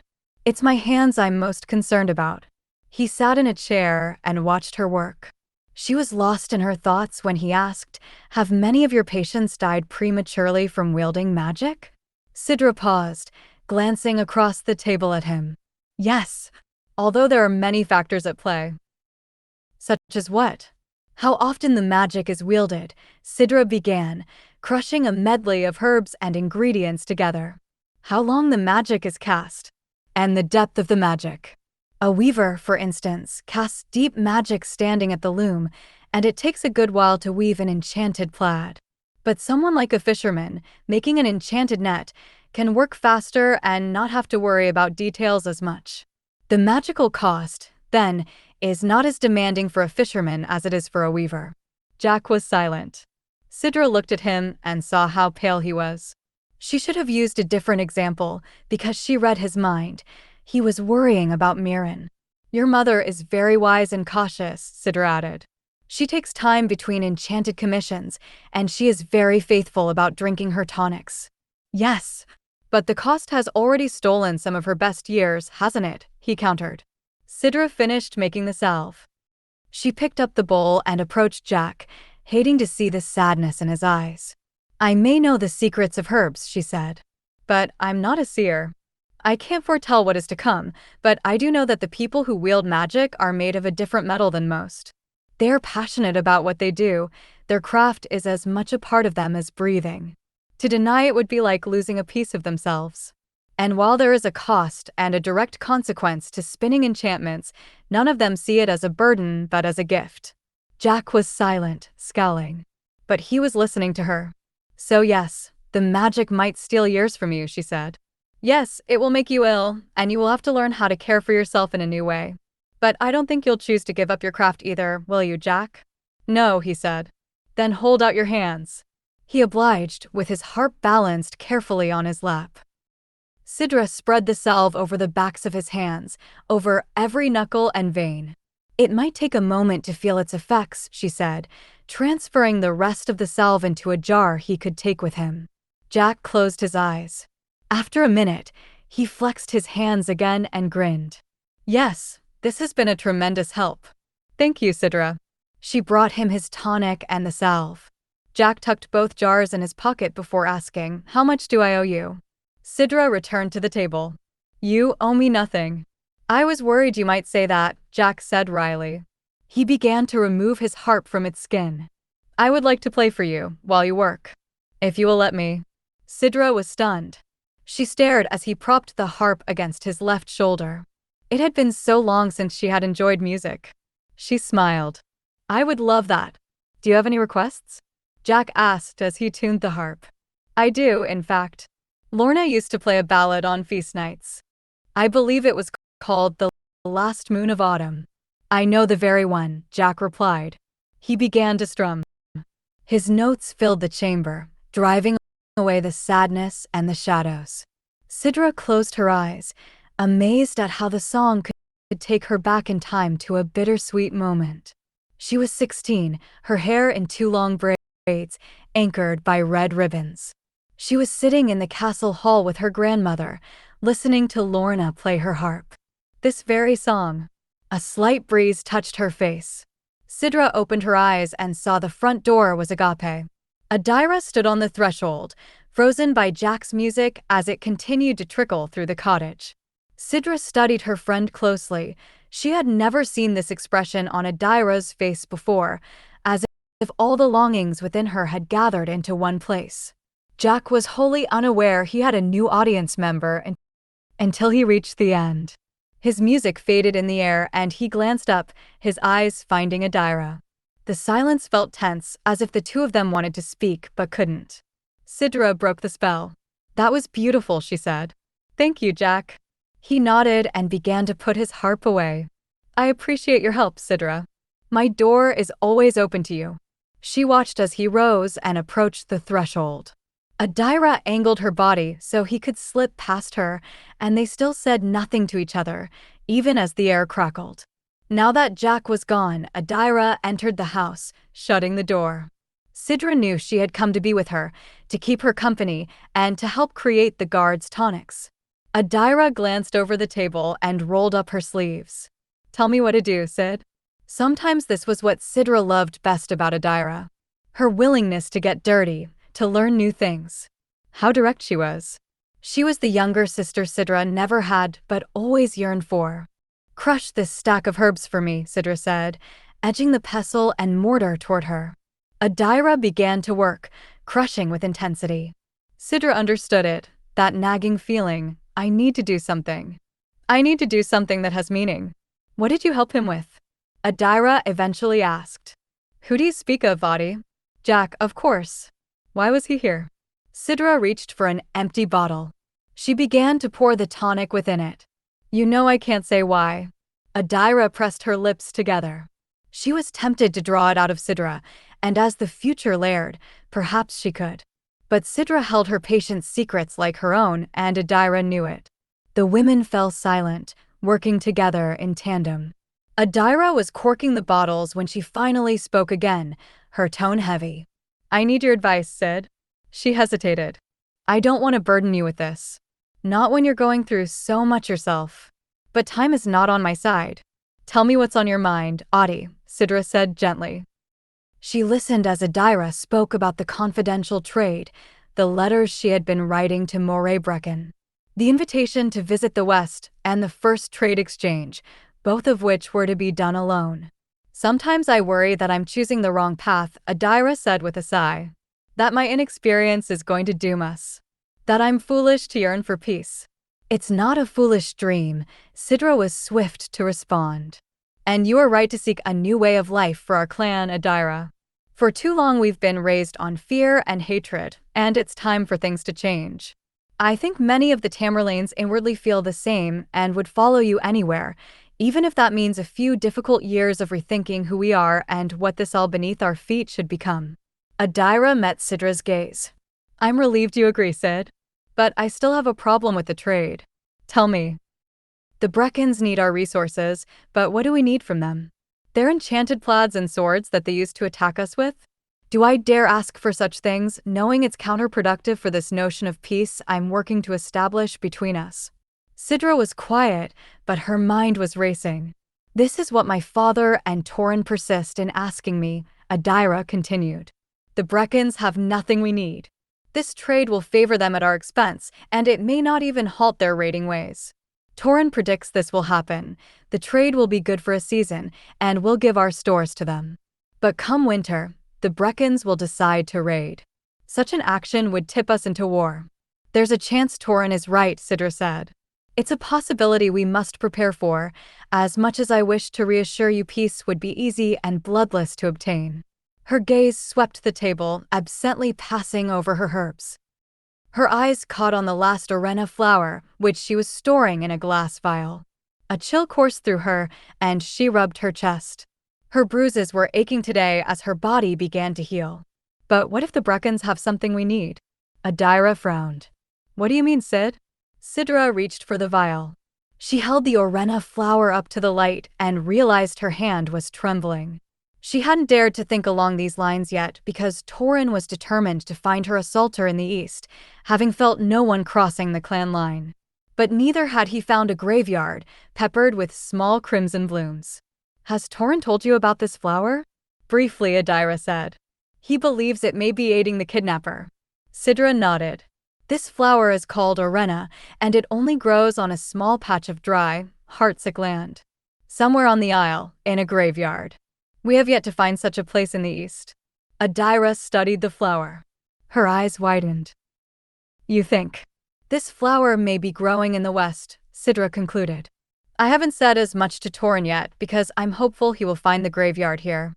But if the Arena flower is growing on Breccan soil, not only could we use it for ourselves, but it would mean that the West is somehow involved with our missing lasses." Adaira released a deep breath. "Torin hasn't felt anyone crossing the clan line, though." "No, he hasn't, which does lend credence to the perpetrator being one of our own," Sidra said. "But maybe there is a trade happening that we don't know of. Perhaps the culprit is secretly receiving flowers from the West." Adaira bit her lip. Sidra could sense how conflicted she was, and yet her eyes were bright, feverish. Now that Adaira had entertained Sidra's thoughts, she couldn't unsee them. "What is the best way for me to receive this information?" Adaira asked. Sidra set the glass vial in her palm. "I think you go to meet Breccan on the clan line in 3 days' time, as he has requested. Generously bring him the best of the Tamerlaine oats, barley, honey, and wine. Whatever he offers you in return, accept with gratitude, but then ask him about this flower.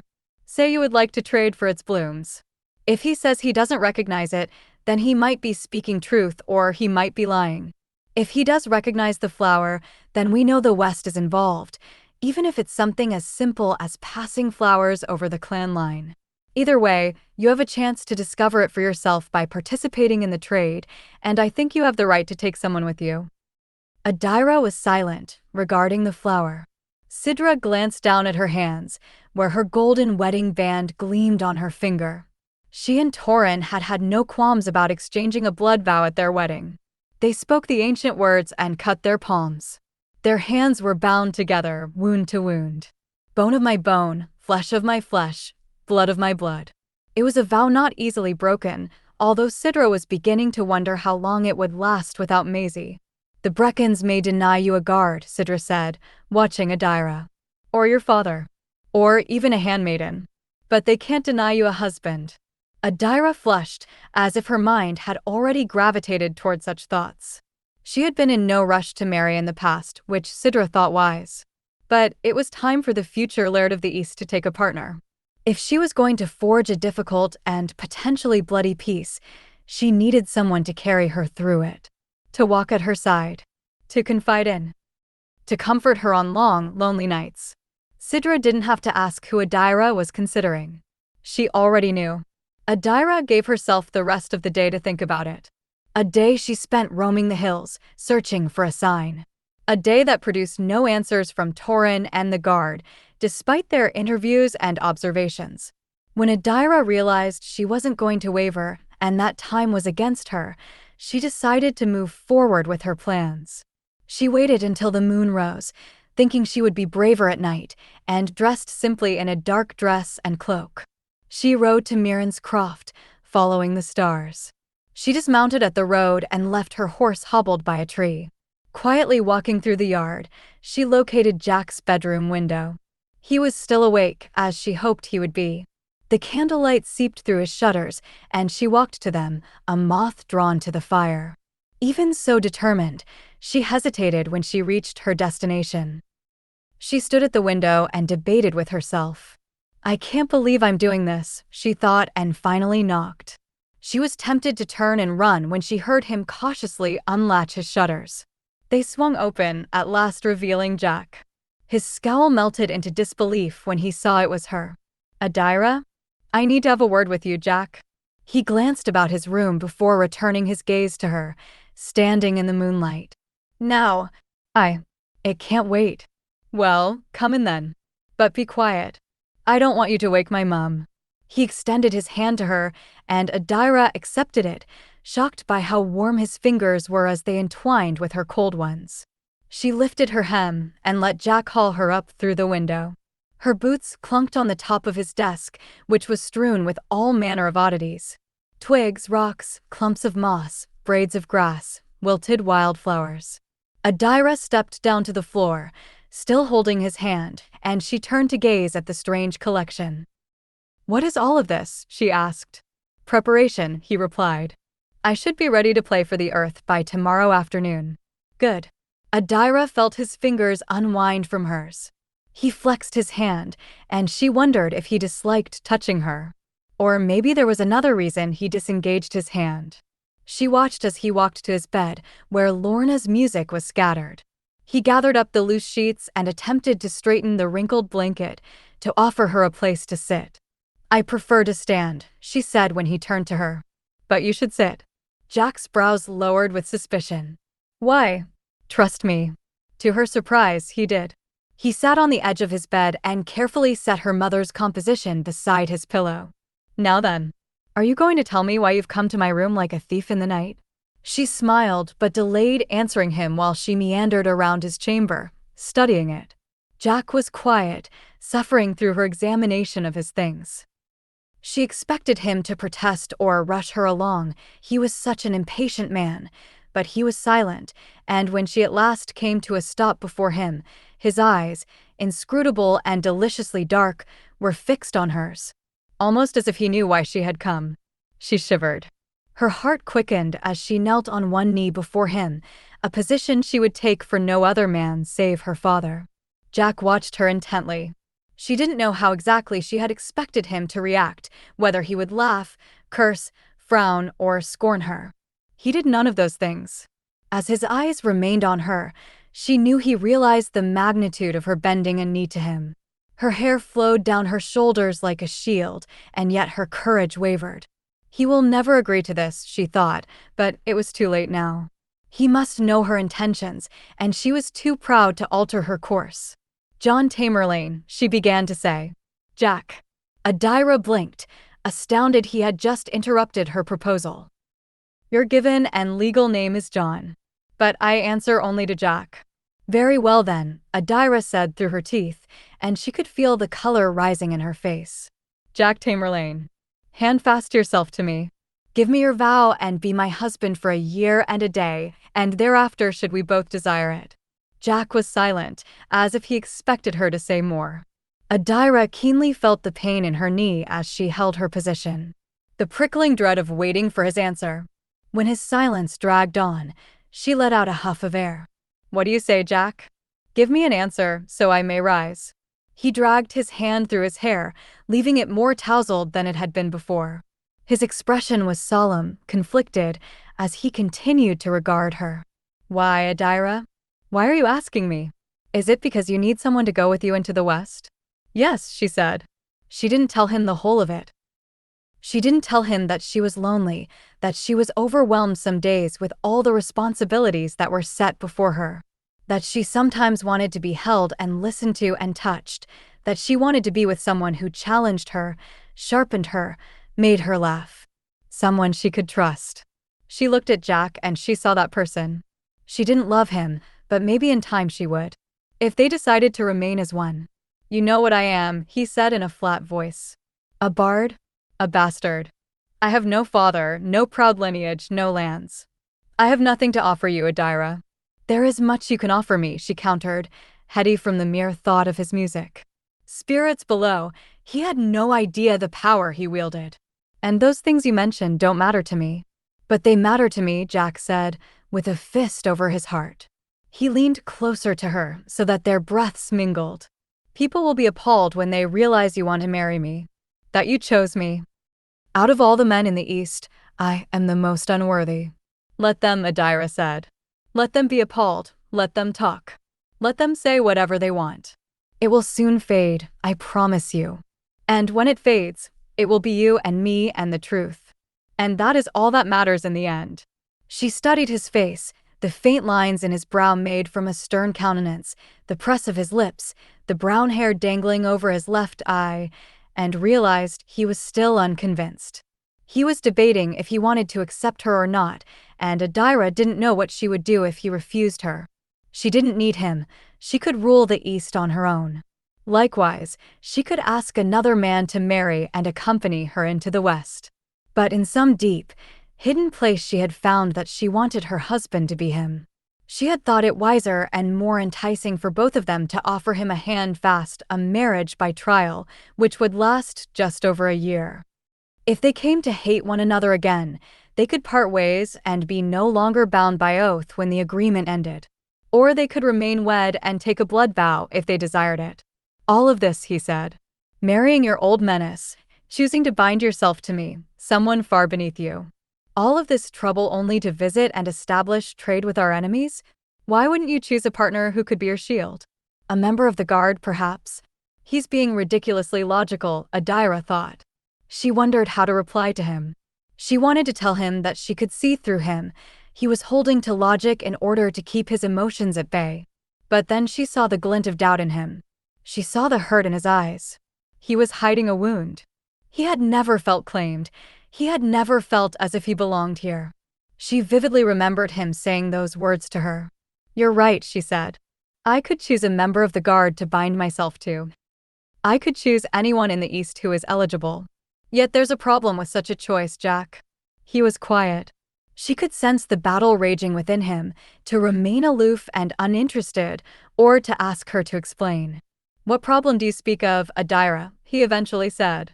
None of them are the one that I want, she breathed. She hadn't been this vulnerable with someone in a long time. It was terrifying, and she could feel the heat in her skin, the flush creeping over her. Because Jack was silent. I know you have a life on the mainland waiting for you, she rushed to add. I know that our handfast would keep you away longer than you wanted. But the clan needs you. You can take up the mantle as Bard of the East, and even if we choose to end our marriage after a year and a day, you would remain Bard here, should you desire it. Jack was like stone. Adaira must have miscalculated. He must still detest her and the clan. When she made to rise, he stretched out his hand, as if to touch her, but then he hesitated, just before his fingers could caress her hair. Wait, Adaira. Wait. She paused, thinking her knee would be completely out of socket by the end of this tumultuous night. But she watched the hint of a smile overcome his face, and she was stunned by the beauty of it. The promise that gleamed within him, a man who rarely smiled. I honestly don't even know what to say, Adaira. You say yes or no, Jack. He covered his mouth with his hand, hiding his mirth, and stared at her with his ocean-dark eyes. But he rose, and he took hold of her fingers, bringing her with him, up to her tingling feet. Then my answer is yes, he whispered. I'll marry you by handfast. Relief rushed through her. She nearly sagged, and then felt how near he stood to her, so close she could feel the warmth of his body. Good. Oh, that reminds me, Bard, she said, and took a graceful step back, their hands still fastened. I have a condition. Gods, Jack groaned. You couldn't tell me your condition before you asked me to wed you? No, but you won't mind. Her eyes flickered to the bed behind him, and the words nearly caught in her throat like a bone. Once we're married, we keep to our separate beds. At least for now. When she met his gaze again, she couldn't discern if he was disappointed or relieved. His face was as composed as music, a language she couldn't read. Agreed, he said and squeezed her hands before releasing them. And now I have something to say to you. Adaira waited, her heart beating far too swiftly for her liking. Jack was staring at her as if he were about to divulge dire information. Well, she prodded, bracing herself for the worst. What is it? Quite impatient, aren't we? Adaira frowned, but she saw the amusement shining in his eyes. You have made me wait quite a bit tonight, old menace. Only for a minute or two, he replied. For which you will now have me for an entire year and a day, so I think it was worth the wait. Time will tell, won't it? She quipped. Jack snorted and crossed his arms, but she sensed he was enjoying their banter. Perhaps I should tell you my news tomorrow then. But tomorrow already has enough trouble planned, Adaira said, biting her lip to resist begging him. He grinned. She had never beheld such joy in him, and she almost reached out to trace his face.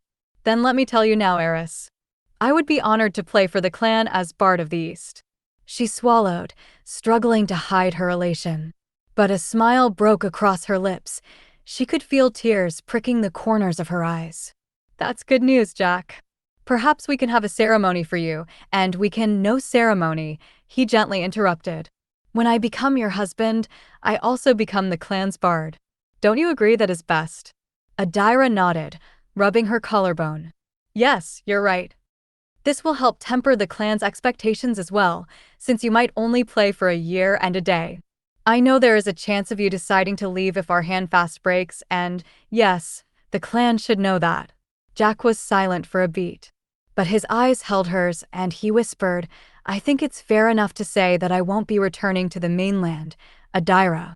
She breathed in his words and held them deep within her, uncertain how to respond.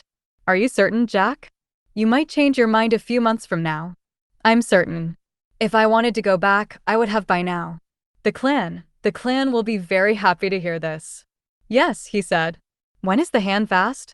It needs to be soon. How soon? She hesitated before answering, 2 days. Is that a question or a statement, Adaira? I have to meet Breccan at the clan line in 3 days for the trade of goods, she said. I would like for you to be there with me as my husband. Jack stared at her, his lips parting. She knew this was happening fast. She could sense how he was reeling, and she worried that she had asked too much of him in one night. So we'll play for the earth tomorrow, he said, listing their tasks on his fingers. The next day we'll marry. And the day after that we'll go to our deaths at the clan line for a trade. We're not going to die, Adaira said. But yes, that's the plan if I'm not asking too much of you. It's not too much, said Jack. Although I must confess, you have my thoughts spinning. Then I should go, she whispered. Let you get some rest. A small voice told her to prepare herself. That come morning Jack would have changed his mind and she would be deposited back where she started.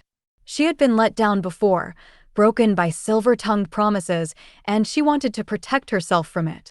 She wanted to slip back into her old armor, even as Jack's eyes traced her. I'll come to you tomorrow, just after noontide, he said. There's something I must attend to in the morning, but after that I'll be ready to play. Yes, of course. Thank you, Jack. He moved to clear off the center of his desk so she could easily step on it this time without disturbing his fragments of nature. Jack offered his hand again, and she took it, her fingers like ice as she climbed onto the desk and slipped out the window, cloak flapping in her wake. Her ankles jarred when she hit the grass, and she stood for a moment, uncertain if she should bid her betrothed farewell. She turned to see him leaning on his desk, staring at her as if he was trying to convince himself that this wasn't a dream. The firelight limned his face, burned in his eyes like stars. No, Adaira thought as she drew up her hood, her face shadowed and hidden from him. No further words were necessary. Adaira wrote her response that night, not long after she returned from visiting Jack.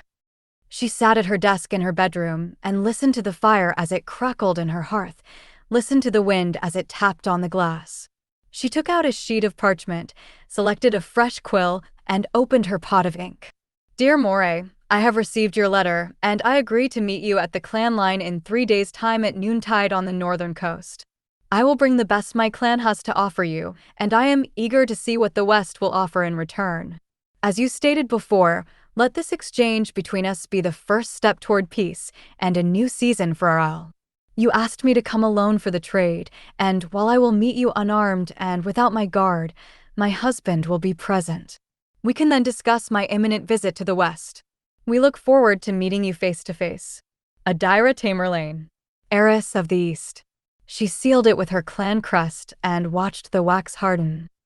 It was midnight when she rose and carried the letter to the aviary, where she chose the sleekest raven to deliver her message. She watched as it flew west into the darkest hour of night. Chapter 14. Frey stood beside Mirren, watching her weave on the loom. It was an ordinary plaid, one that didn't hold a secret because Frey wasn't to learn that skill until she came of age. And yet Frey's eyes felt crossed amongst all the threads.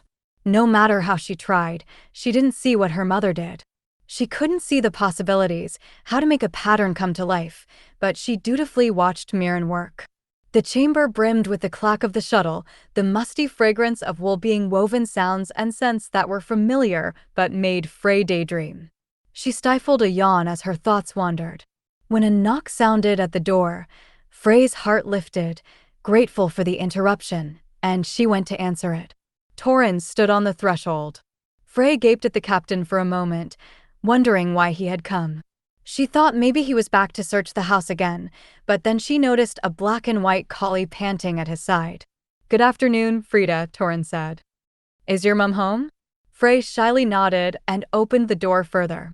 Torrens commanded the dog to sit and wait on the stoop before entering with muddy boots. Frey shut the door, uncertain whether to leave or stay. Captain, Mirren greeted him, turning away from the loom. How may I help you? I've come to commission you, Mirren, he replied. Another plaid, in the vein of your others? Mirren asked, nodding to Frey, who hurried to boil some water for tea. No, not for me, Torrens said. It's for Sidra. Frey listened to Torrens describe the shawl he wanted Mirren to weave as she quietly filled the pot and carried it to the hearth. She had taught herself how to move without sound, how to move like a shadow. Her game of stealth ended only when she had to set the kettle on the iron hook and stir the logs, renewing the flames. The talk began to drift from the plaid to what had transpired a few nights ago. Her mum hadn't wanted Frey to know all that had happened, but she had gathered bits and pieces of information, puzzling it all together to realize that Maisie had vanished and Sidra had been attacked. Sidra, who Frey thought was one of the most beautiful people on the Isle. The news had strengthened Frey's fears. It felt like her heart was bruised. "How is Sidra today?" Mirren was asking. "She's recovering," Torin answered. Frey thought his voice sounded different from normal, like he was short of breath. "I'm still searching." "No trace?" He shook his head. The tea prepared, Frey glanced at her mother, who was intently watching the captain. "About this plaid, Mirren," he continued with an awkward wave of his hand. "I would like for it to be strong as steel. Something to guard her when I'm away." He wanted it to be enchanted. Mirren glanced at Frey, and Frey recognized it as the sign. The one that meant Frey was to go outside, but to stay within the safety of the yard. She quickly filled 2 cups of tea and set them down on the table. Between Mirren and the captain, despite the fact neither of them had sat. "Thank you, lass," Torin said with a sad smile.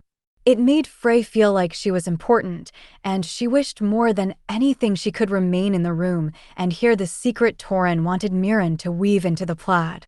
"I'll go gather the eggs, Mum," Frey said and meekly departed, latching the front door behind her.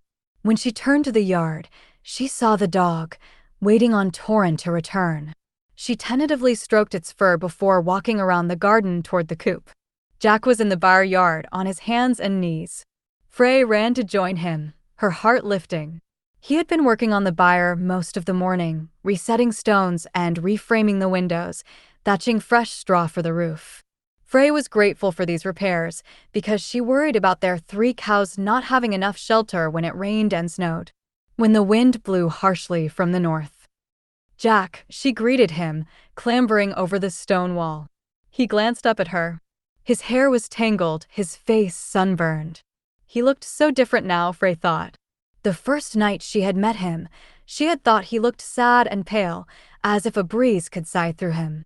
Now his skin was darkening from the sun, his eyes were brighter, and his presence was strong, as if nothing could bend him. "Did Mum send you to me, little sister?" he asked with a grin. That was what she liked most about him. Almost as much as his music. Frey loved his smile, because it made her own rise every time. "Yes. Can I help?" "Please do." She knelt beside him and watched as he worked. "I feel like you have always been here with us," she said. "It's hard to remember what it was like before you came home." She hoped he never left. "I'm glad to hear it, Frey. Here, why don't you help me bundle the straw?" Together, they measured out golden heaps, which Jack would carry up the ladder to the roof, where he thatched the straw with sticks. "I was so nervous," Frey blurted. "What were you nervous about, sister?" She wiped the dust from her hands and squinted up at him. "That you wouldn't like me." Jack blinked. He looked stunned, as if she had just smacked him. Perhaps she shouldn't have said that, and Frey glanced down at her fingers, twirling a thread of straw. He reached over to affectionately tap her chin up. "Impossible. You're the sister I always wanted." Frey grinned. She was about to say something else when the back door of the cottage slammed, startling them both. Mirren never slammed doors. Their mother appeared in the yard, blazing a trail through the garden toward them. "Oh," Frey whispered, shooting to her feet. Jack steadied her with a gentle hand on her shoulder. "John Tamerlaine." Mirren shouted and slammed the yard gate next, so roughly that it bounced back open, creaking in protest. She was almost to the byre, and Jack slowly stood. "Are you in trouble?" Frey asked him, anxiously twiddling the end of her braid. "I think so," Jack replied. Mirren came to a halt before them, but her glare was for Jack alone. "When were you going to tell me, she cried. "After you wed her?" Frey's mouth fell open, and she turned to stare up at her brother. Jack held Mirren's flinty stare, but he squeezed Frey's shoulder, as if silently begging her to remain at his side. Frey stepped closer to him. "Of course not, Mum. She only just asked me. When is it? When is the wedding?" "It's not a wedding." It's a hand fast. Mirren tossed up her hands, her frustration palpable. It'll be a wedding, son. You're marrying the heiress. Frey gasped, her eyes round as saucers. She clapped her hand over her lips when Mirren and Jack both glanced at her. Her brother was marrying Adaira. Frey loved Adaira. She wanted to grow up to become Adaira. And now the heiress was going to be her sister. Her heart began to pound with excitement.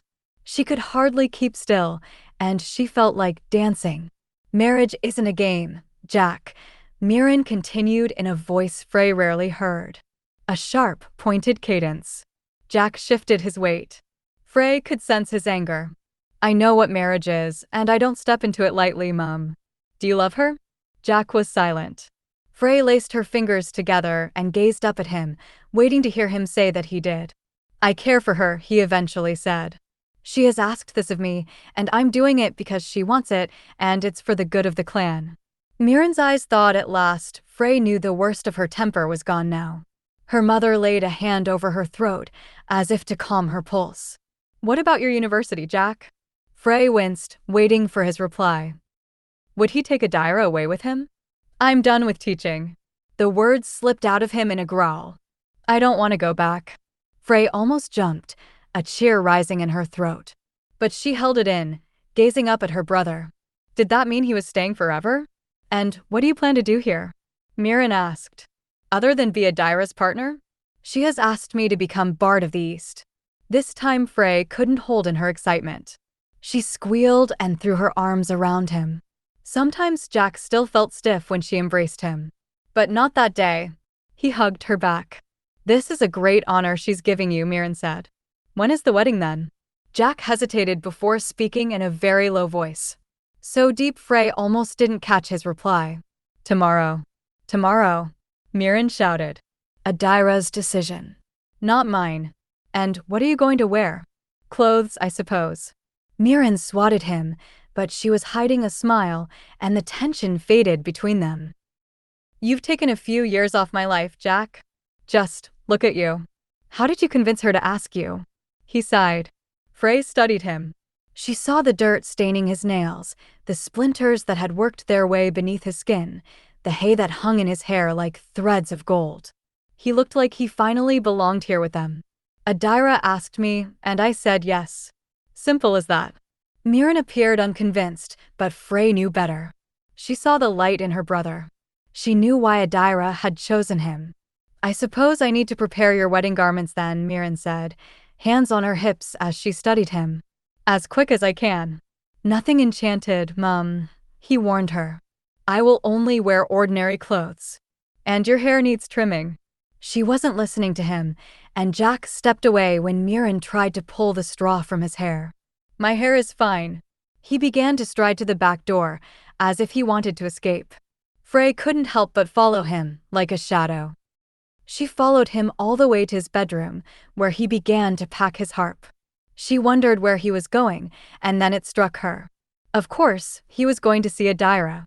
He was so lucky, he could see her whenever he wanted now.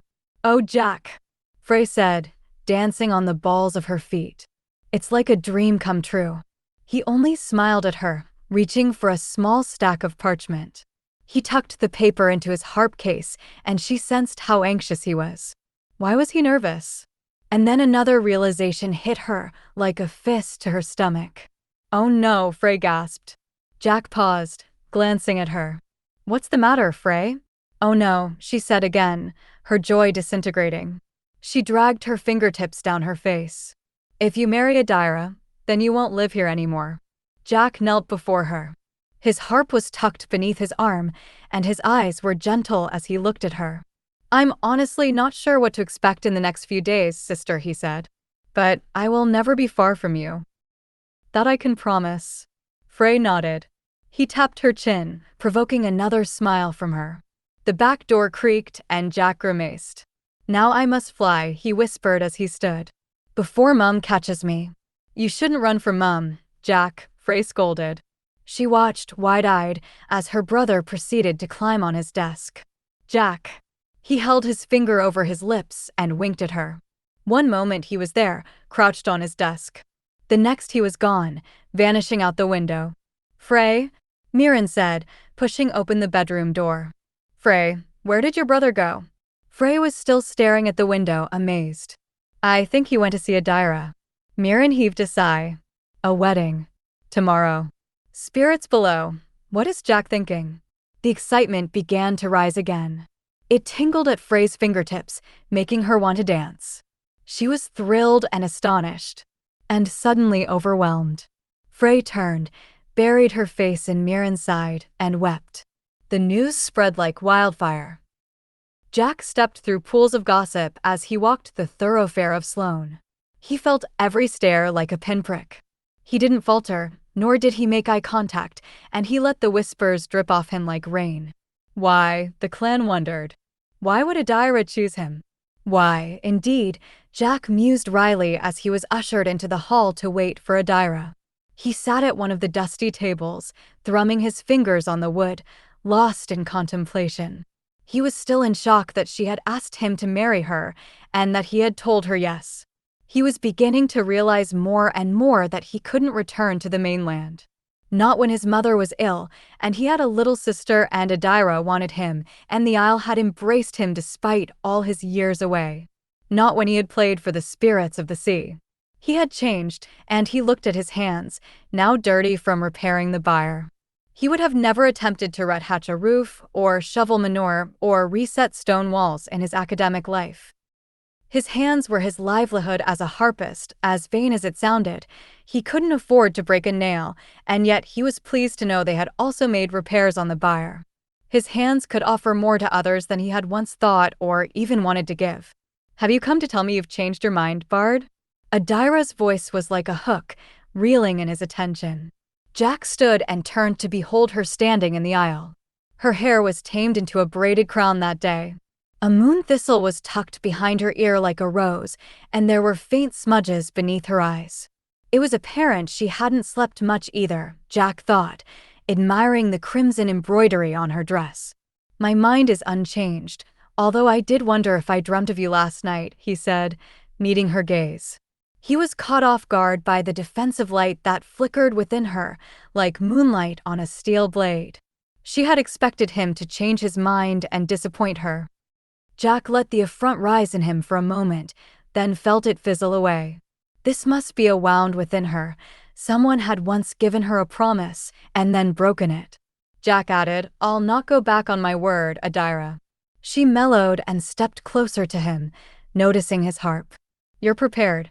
Jack nodded, although he felt a pinch of worry. He had Sidra's tonic and salve packed away in his harp case, but he didn't know what to expect. He was both eager and hesitant to play for the spirits again, and he followed Adaira into the sunshine of the courtyard. She led him to the stables, to his great distress. "Can't we walk?" he asked. "This will be faster," Adaira said, mounting a dapple mare. "And besides, it will keep people from pestering us on the streets." She made a good point. Jack still hesitated. "I chose the gentlest of steeds for you to ride today," she said, indicating the bay gelding that waited beside her horse. Jack gave Adaira a flat look, but pulled himself up into the saddle. They rode together to the Eerie Stone, the heart of eastern Cadence, where the hills began to rise into mountains. Adaira and Jack left their horses safely hobbled by a creek and ascended the hill, where the stone sat jagged and proud on the summit, a ring of older trees surrounding it like dancing maidens. "It feels like yesterday, doesn't it, my old menace?" Adaira said wistfully as she walked beneath the boughs. Jack knew what she spoke of. He felt it too, the way time seemed to cease on this sacred ground. It was 11 years ago that he and Adaira had fought over the thistle patch, not far from here. He stood beneath one of the trees, a reverent distance from the stone, and watched as Adaira continued to walk around the perimeter. "I'm sorry, she said, meeting his gaze. "I don't think I ever apologized for shoving my thistles into your face and then abandoning you to your fate." "They were never your thistles to begin with," Jack teased. "You stole them from my secret patch." "And you still do, I see." He nodded at the moon thistle tucked into her braid, and Adaira came to a stop an arm's length away from him. "Shall we split the patch equally now? Would that make you happy, Bard?" Jack was silent for a beat, and then he said, "No." I don't want half of anything. Only all of it. Adaira held his gaze. She drew a deep breath, as if she wanted to say something to him. Perhaps to acknowledge the electricity that was brewing between them. Jack hoped that she would speak it first. Every time he saw her, he felt it a little more. Felt the tension like a harp string within him, strung from rib to rib. Are you ready to play? She asked. He heaved a sigh, hiding his disappointment. But this was why he was here. To sing for the earth, not to name his feelings for Adaira. Jack deliberated about where to sit, facing the stone or facing one of the trees. In the end, he opted to sit on the grass with his face to the stone, his harp arranged on his lap. Adaira only sat after he had settled, a few yards away from him. As he began to strum on his harp, he filled his mind with images of earth. Old crumbling stones and tangled grasses, wildflowers and weeds and saplings that put down deep roots, growing into mighty trees. The color of dirt, the scent of it. How it felt clutched in the hollow of one's palm.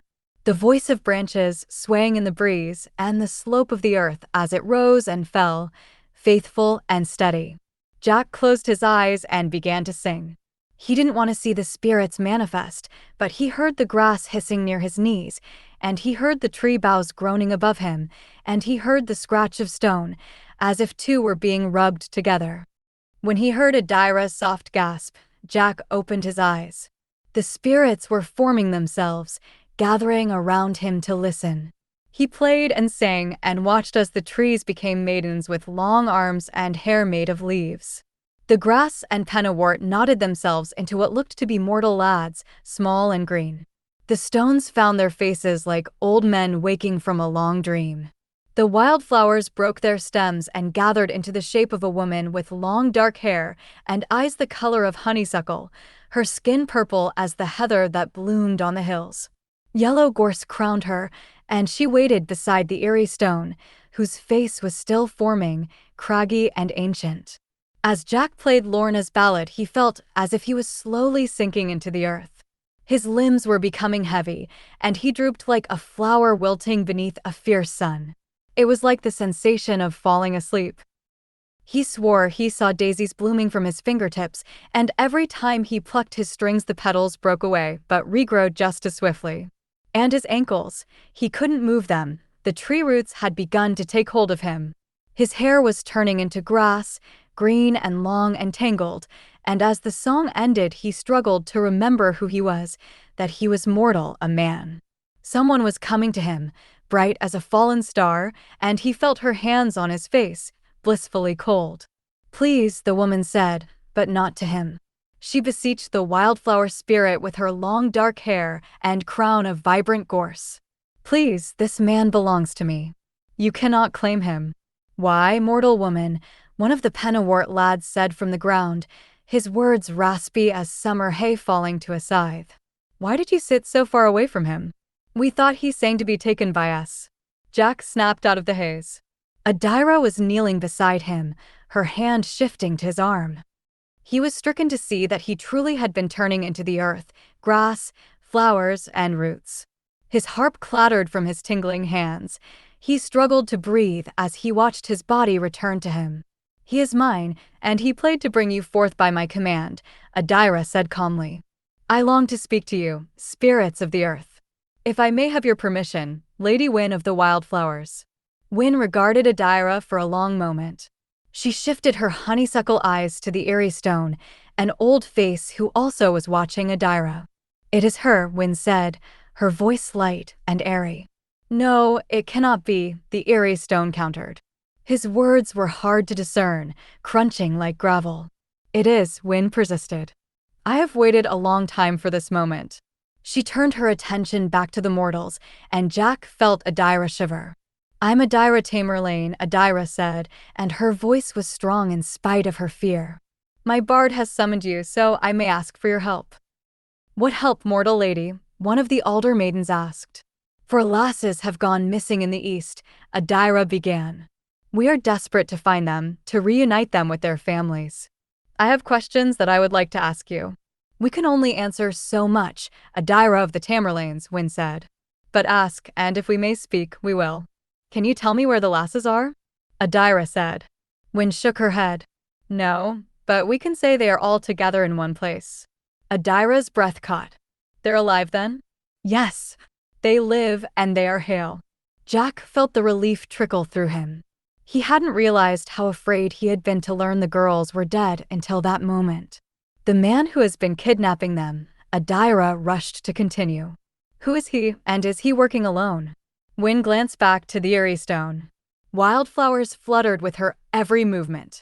Jack watched the blossoms drift from her arms, her hair. He sensed the spirits were about to retreat.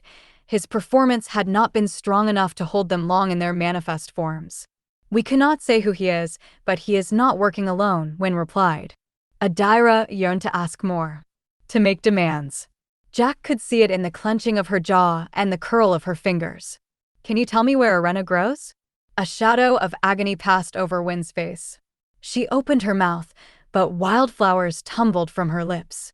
At her feet, the pennywort lads began to unravel, and the alder maidens began to groan back into trees. Please, Adaira cried, ragged. She removed her hand from Jack and knelt before the Eerie Stone and Wynn. Please help me. Please guide me. Where can I find the lasses? O mortal woman, said Wynn, sorrowful. Her flowers began to wilt as she faded. I cannot tell you. My mouth is barred from speaking truth to you. You will have to find the answers elsewhere. Where? In the wind. Adaira asked, but she was never answered. The folk of the earth transformed into trees, stones, grass, and wildflowers. A clump of heather was the only evidence the spirits had manifested, a lingering trace of Lady Wynn. Jack felt sore and bruised as he continued to sit and stare at the Eerie Stone. All he could think of was Lady Wynn's statement. A statement that was nearly identical to what the water spirits had uttered. It is her. His gaze slid to Adaira, on her hands and knees, discouraged and breathing like she was about to weep. Adaira, he rasped. Adaira, it'll be all right. The earth told us more than we could have hoped for. The lasses are alive and well. It's only a matter of time before we find them. She gradually regained her composure. She pushed herself up and drew a deep breath. You're right, she said, gazing up at the tree branches. I'm just so tired, Jack. Then let me take you home, he said, brushing grass from his tunic. He made a note of his hands. They felt fine, as did his head. Perhaps he wouldn't suffer from the magic this time. He decided to leave the tonic bottle in his harp case. Adaira looked at him. I'm sorry, I shouldn't have said such a thing. We're all tired these days. Don't apologize, he said. You can always speak your mind to me. She looked at him, unguarded. Her father was dying, her lasses were missing. He could see her weariness mingled with her waning hope. He could see how much she wanted to be strong for the clan, strong for Torin and Sidra. And yet she was just one woman, and Jack wondered how she held everything together on her own. He eased himself up to his feet. He felt drained and a bit peculiar, but then he had nearly turned into the earth itself. Play with caution, Lorna had said. He understood now, and he offered his hand to Adaira, drawing her upright. We should get back to Torin, she said. He'll be eager to know what we learned. Yes, Jack said. We should hurry. They approached their horses in silence, and as Jack mounted, he realized that he was marrying Adaira the following day, and he had no idea what to expect. What's the plan for tomorrow? He asked, gathering the reins. I don't have a plan, she replied, nudging her horse into a walk. I'm making this up as I go. Jack snorted, his gelding plodding after hers. He was about to make a smart remark when he felt the pain bloom behind his eyes, a sudden brightness that stole his breath. He couldn't see for a moment.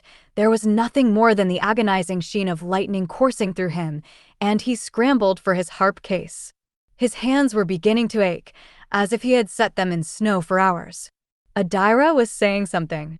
She was blithely unaware of his condition, riding ahead of him. He felt a sharp pain in his nose. It began to bleed, and he knew he needed Adaira's help. Adaira, he whispered. The world spun. He thought he was floating until he crashed to the ground, his shoulder smarting in pain. He could feel the grass tickling his face. He could smell the loam of the isle. He could hear the sough of the wind. Jack? Jack. Adaira was shaking him. Her voice seemed far away, as if kilometers stretched between them. Tonic, he struggled to say, blinking against the light. Harp case. He listened as she searched for it. An excruciating minute passed before her fingers wove into his hair, tilting his head up as she placed the bottle to his lips. The tonic went down like honey, sweet and thick. Jack swallowed once, twice. He was shaking, but the pain began to fade. He blinked, and Adaira's face came into focus, hovering over him. Do you need more? She asked. Just wait, he said. The pain dulled behind his eyes, but his headache lingered. His hands were still in misery. He wouldn't have been surprised if he glanced down and found that claws had grown, breaking the skin beneath his nails. He told Adaira about the salve, also in his case. She found it and rubbed the tingling ointment over his hands, into his palms and knuckles. It put him into a trance to feel her touch him like that. A groan slipped from his lips.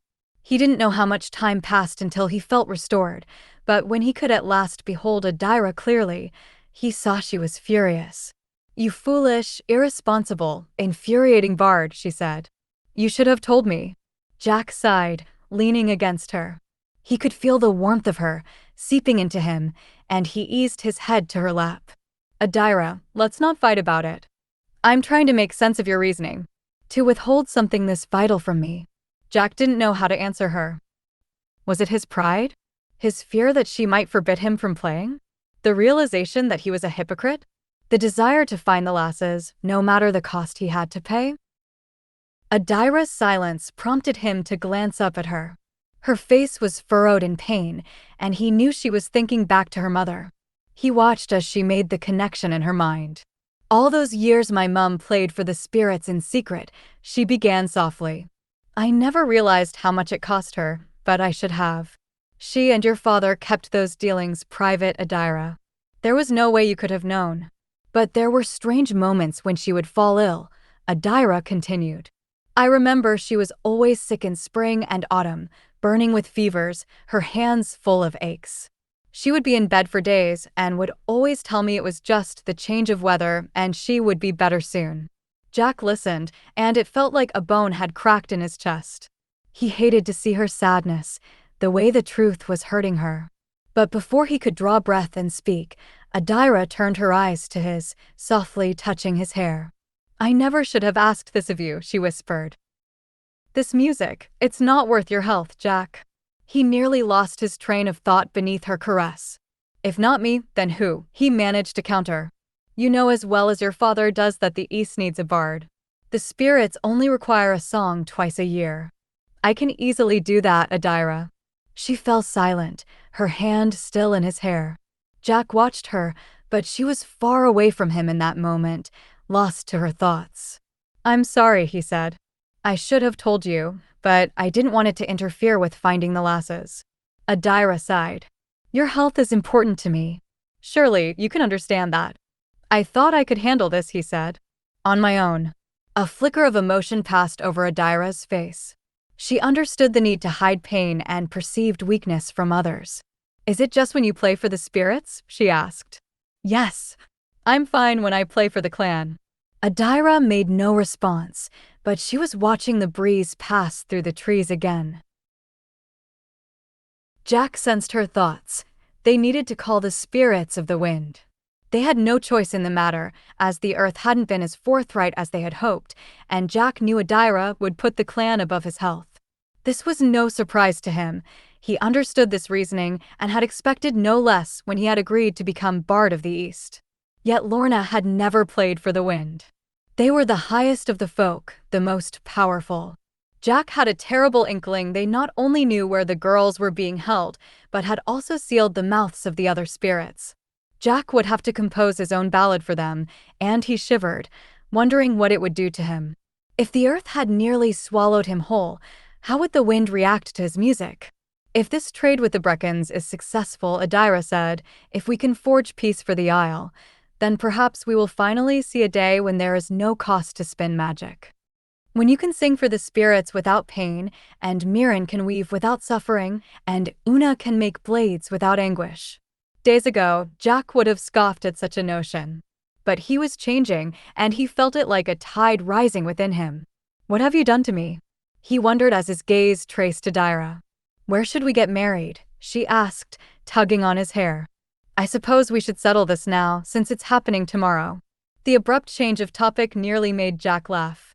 "The hall," he suggested. "I think it should be outdoors," Adaira replied. "And besides, I want it to be small. Intimate. I want only our closest family there. I don't want an audience, and if we bind ourselves in the hall, the entire clan will want to watch." Jack shuddered. Yes, that would be horrifying. They both fell silent, thinking. But then Adaira smiled, and his heart quickened. "Actually," she said, "I know exactly where we should take our vows, Old Menace." Chapter 15. Jack waited for Adaira at the thistle patch. The sky was overcast and dour, and a brisk wind was blowing from the east. It was fitting weather for the two of them to bind themselves as one, he thought as he raked his fingers through his hair.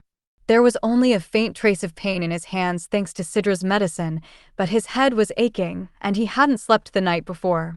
He wasn't sure if his restlessness was penance for playing for the spirits or due to the fact that he was getting married. In the distance, thunder rumbled as a storm billowed closer, and Jack resisted the urge to pace. Torrin was waiting beside him, as were Mirren and Laird Alistair, who was so weak that a chair had been brought for him to sit in while the vows took place. As the minutes continued to drag by, Jack wondered if Adaira was planning to stand him up. He gave in to the temptation and walked around the thistles, the blooms white as fallen snow. This place hadn't changed. It was the same as it had been that night 11 years ago when he had clashed with her. "Jack," Mirren said, reaching out to straighten his plaid. He had yanked it crooked, the golden brooch threatening to slip off his shoulder. He let her fuss over him, knowing she was also nervous and had spent hours on his wedding garments. She had dressed him in the finest of wool, a cream-colored tunic that was soft as a cloud against his skin, and a red plaid that had never been worn before. Torrin had additionally gifted him with a leather jerkin, studded with silver and etched with vines, and Alistair had bestowed the golden brooch, set with rubies. A Tamerlaine heirloom, and one that was most likely worth a fortune. Jack tried to shake away his feelings of unworthiness, but they lingered, long enough to make him doubt himself and what he was doing. Until he remembered what Adaira had spoken to him nights ago, on her knees. "None of them are the one that I want." She would never know what those words had done to him. His eyes searched the hills. The land rolled like a song, dappled with purple heather and gorse. The light was beginning to cool with dusk, and Adaira had yet to appear. He should have insisted they marry in the hall. A safe, predictable place where the spirits couldn't trick them. He envisioned the bracken, the rocks, and the grass manifested in physical forms, coming between her and him. What if they led Adaira astray and Jack was left here, standing in a thistle patch until midnight? "Take a breath, Jack," Torrin said. "She'll be along." Jack swallowed a retort. He turned his face into the wind and closed his eyes, the air sweet with the fragrance of rain. A gust blew over him, lifting the hair from his brow as if fingers had brushed it away. Faintly, he heard Frey calling his name. Jack opened his eyes. He saw Adaira walking through the grass to meet him, Sidra and Frey on either side, holding her hands. He watched her approach in a red dress, her hair loose and crowned with flowers, and he was struck almost senseless by the sight of her. Jack couldn't breathe, nor could he fathom the truth that she was coming to him. Or perhaps he could. Because the truth was, she wasn't looking at him. Her eyes were cast down to the heather as she ascended the hill, stoic as if she were walking to her death. Jack didn't take his eyes from her, waiting. "Look at me, Adaira." She was 5 steps away, her face pale until their gazes locked. Gradually, the color returned to her cheeks, like roses blooming in starlight. She stood, beautiful and proud in the gray-washed light. She seemed not of this earth, and Jack was like a shadow next to her. Serenity spread through him the longer he regarded her. Peace, like a gentle poison, quelled the anxious blood within him. He extended his hand to her, a quiet offering. He didn't quite believe this was happening, not until Sidra and Frey relinquished her, and Adaira claimed his waiting hand with her own. Her fingers were shockingly cold, a brush of winter, defying the sultry air and the heat of his skin. She glanced up at the churning clouds above them, and Jack felt how she trembled. It eased his own shaking, and he tightened his hold on her, hoping it would steady them both. If we must drown, let us do so entwined. Adaira's gaze returned to him, as if she had heard his musings, and there her eyes remained, for she saw him at last. Her old menace. A slender smile danced on her lips, and he was relieved, recognizing that mirth within her. Despite the weight of the past few days, he could still coax it from her without a single word. He acknowledged it then. She had just accomplished the sweetest revenge. Here he was, about to bind himself to her, to give his vow with a willing heart. And he marveled at her. Torin was saying something. Jack didn't hear a word as Adaira brushed her thumb over his knuckles. "Shall I go first?" she whispered, and Jack nodded, doubting his voice. Mirren brought forward a long strip of plaid, surrendering it to Torin. Jack felt his and Adaira's family gather close around them in a loose circle as if they were embracing the two of them. Torin began to wrap their hands with the strip of plaid, nodding at once as Adaira spoke her vow. "I, Adaira Tamerlaine, hereby take you, Jack, to be my husband. I will comfort you in sadness. I will lift your head and be your strength when you are weak. I will sing with you when you are joyful. I will abide beside you and honor you for a year and a day, and thereafter should the spirits bless us." Jack's thoughts whirled. Mirren had helped him memorize these vows last night, and yet his mind went utterly blank. Adaira's grip on him eased as the silence rang. The mere envisioning of her walking away broke the dam that had welled within him. The words rushed forward like a song he had learned long ago. "I, Jack Tamerlaine, hereby take you, Adaira, to be my wife. I will comfort you in sadness. I will lift your head and be your strength when you are weak. I will sing with you when you are joyful. I will abide beside you and honor you for a year and a day, and thereafter should the spirits bless us." Torin made another knot around their hands, this time to represent Jack's vow. After that, Alistair provided a golden coin. It had been broken in half and each piece strung onto a chain. The laird bestowed one half of the coin on Adaira. The gold flickered as the chain settled against her collarbones. He next draped the other chain over Jack's head. Adaira hadn't wanted rings to symbolize their vows, perhaps because she knew Jack was particular about his hands.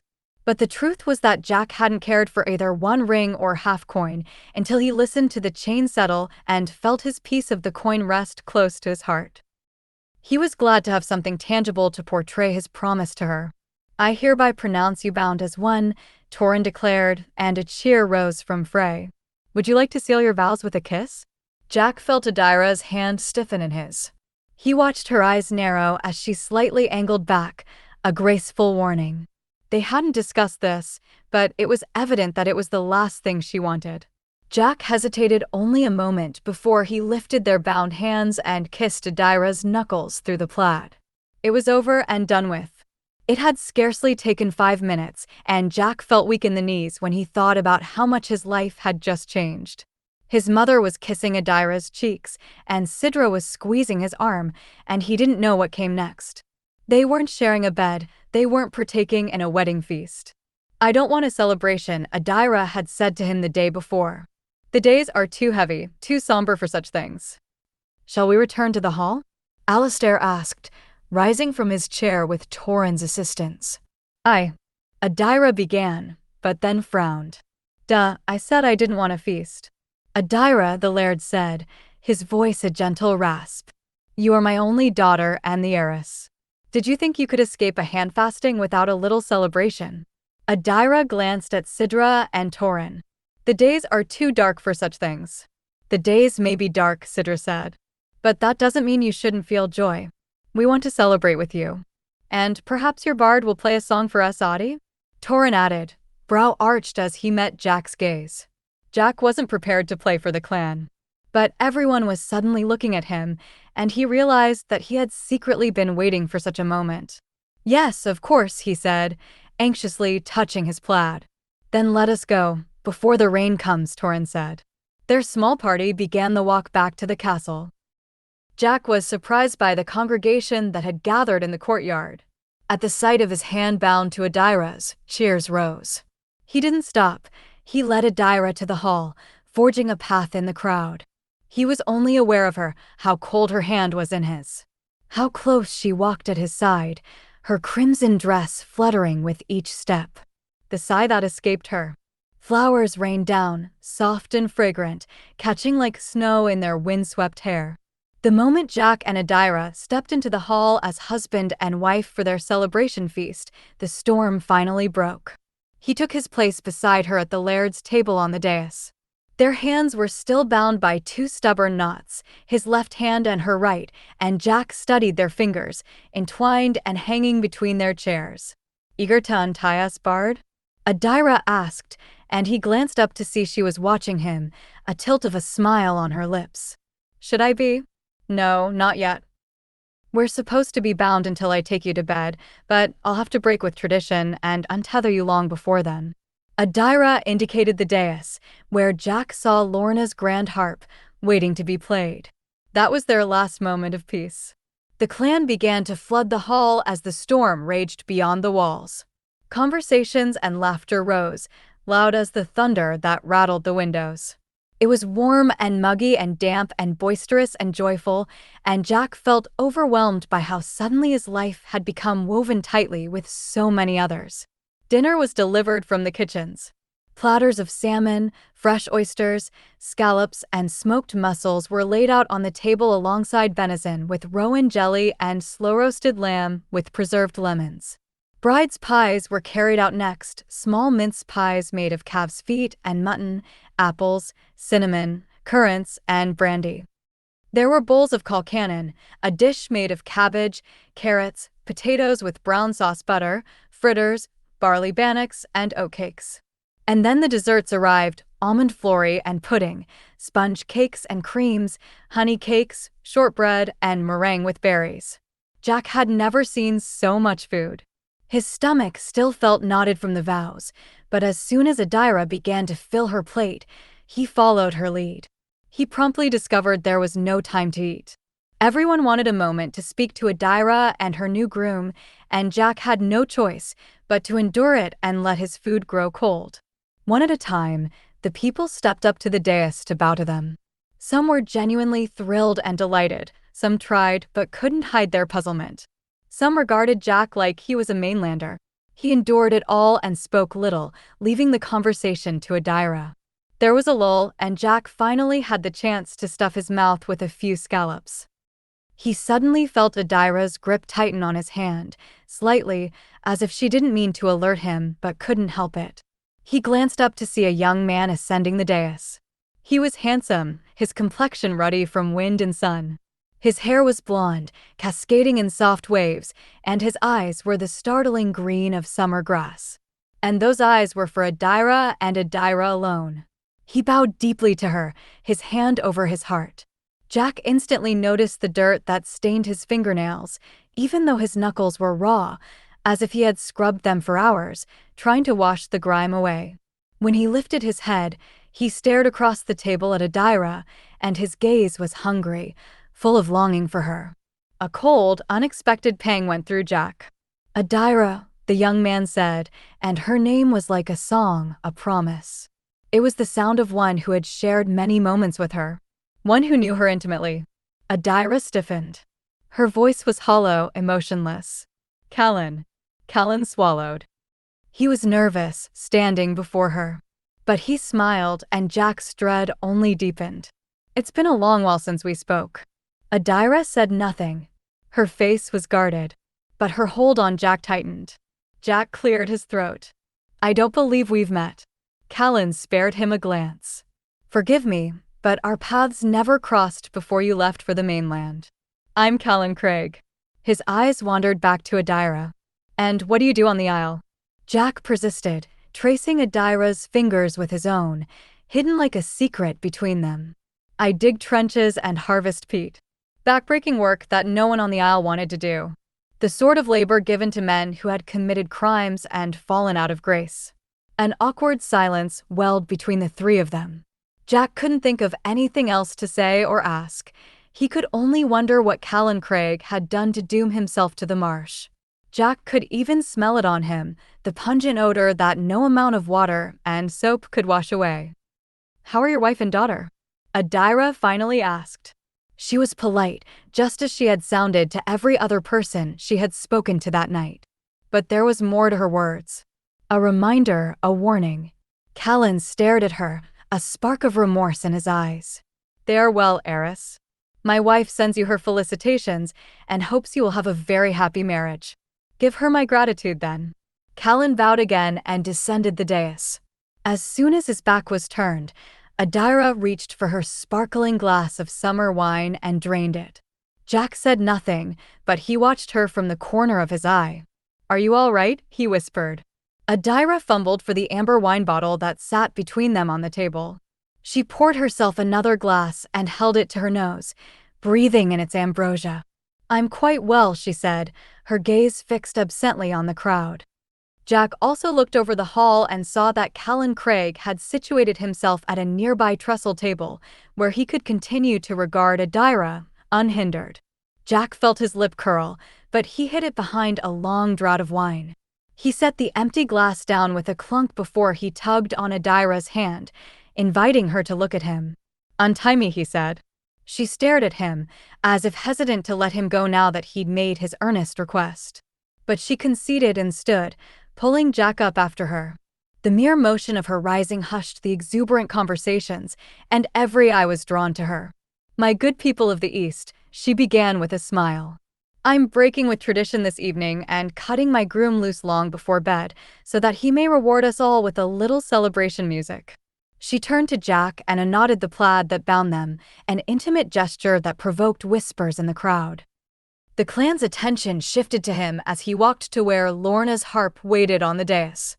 He sat on the stool and let out a long breath, the weight of expectation nearly cracking his confidence.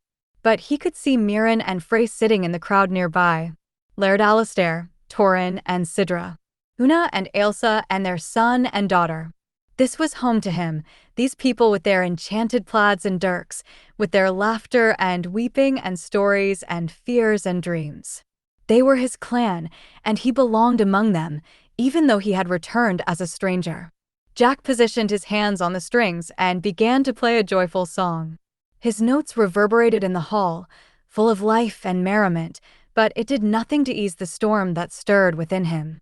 He was acutely annoyed by Callan Craig, who continued to shamelessly stare at Adaira. But then Jack dared to glance at her too, and found that she was sitting in her chair watching Jack as if he were the only one in the hall. The firelight and shadows danced on her collarbones. Her half of the golden coin gleamed like a fallen star at her breast. Her hair cascaded around her in soft waves, the crown of wildflowers a contrast to her fair coloring.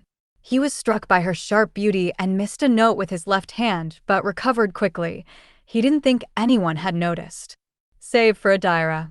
She grinned as if she heard his misstep, and he knew he should look away from her before the music came unraveled in his hands. He glanced back to the strings and remembered his purpose. He was playing for the clan, not for her. And so he did.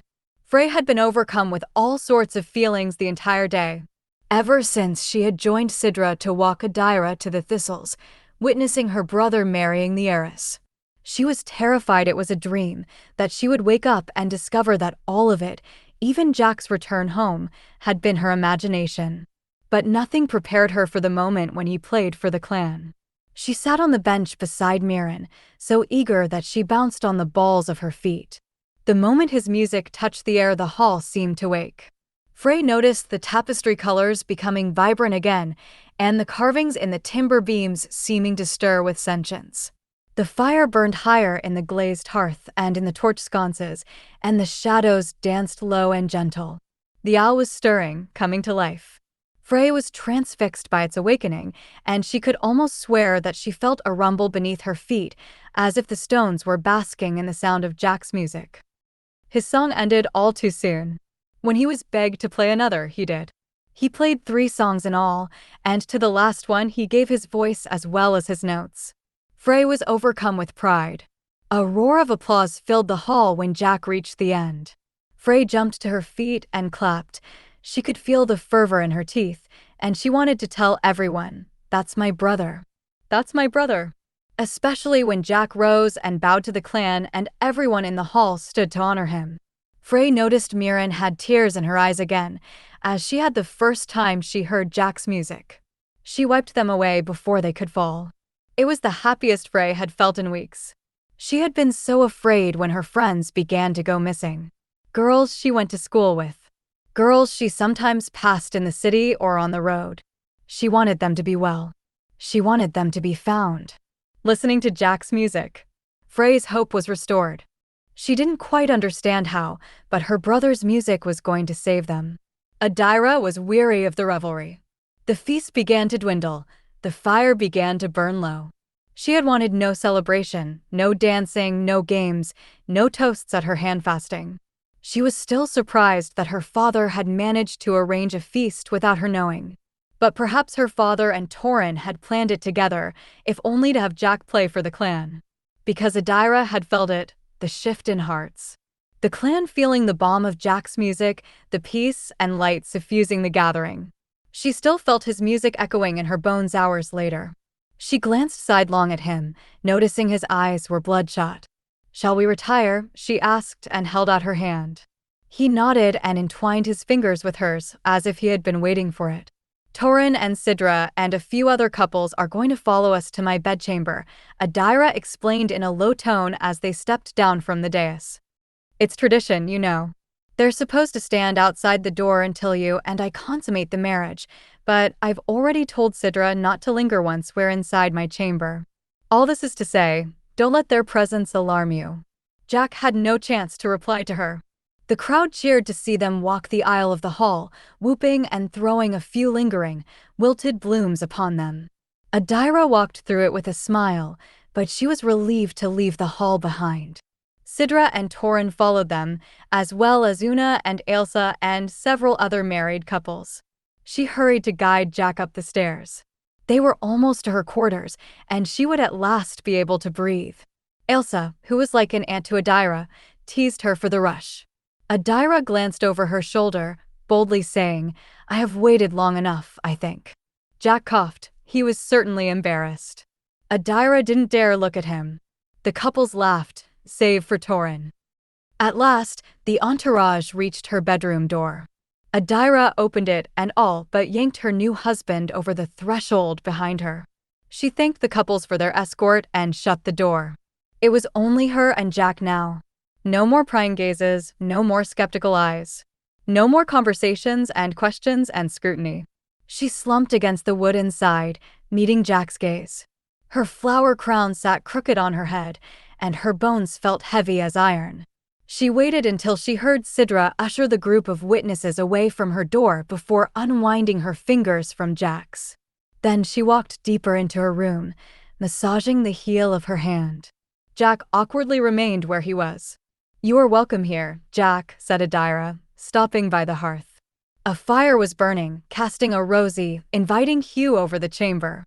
From the corner of her eye, she watched Jack examine her quarters, much as she had done the night she came to his bedroom, just before she had proposed to him. He meandered past her large bed, its canopy tasseled back to reveal a glimpse of the quilts and pillows. Wildflowers were strewn across Adaira's blanket, as was a gauzy, transparent robe that her chambermaids must have laid out for her. Jack certainly took note of the robe, but smoothly shifted his focus to the tapestry that hung nearby, and then the painted wooden panels that graced her walls. Paintings of forests and vines and hearts and phases of the moon. Some of the artistry was ancient and chipped, older than the castle, but those panels happened to be Adaira's favorites, and she had refused to let her father replace them. From there, Jack noticed the bookshelves, crowded with volumes, and the windows, which were cracked to welcome in the night. The storm had left a trace of sweetness in the air. He admired the stars that burned in clusters beyond the glass and the distant gleam of the ocean. Adaira wondered what he was thinking as he at last found his way to her by the fire, and she marveled at how the sight of him walking to her made her heart quicken. She wasn't taking him to bed, and she didn't know when she would want to, but she sensed it might come sooner than she had once believed.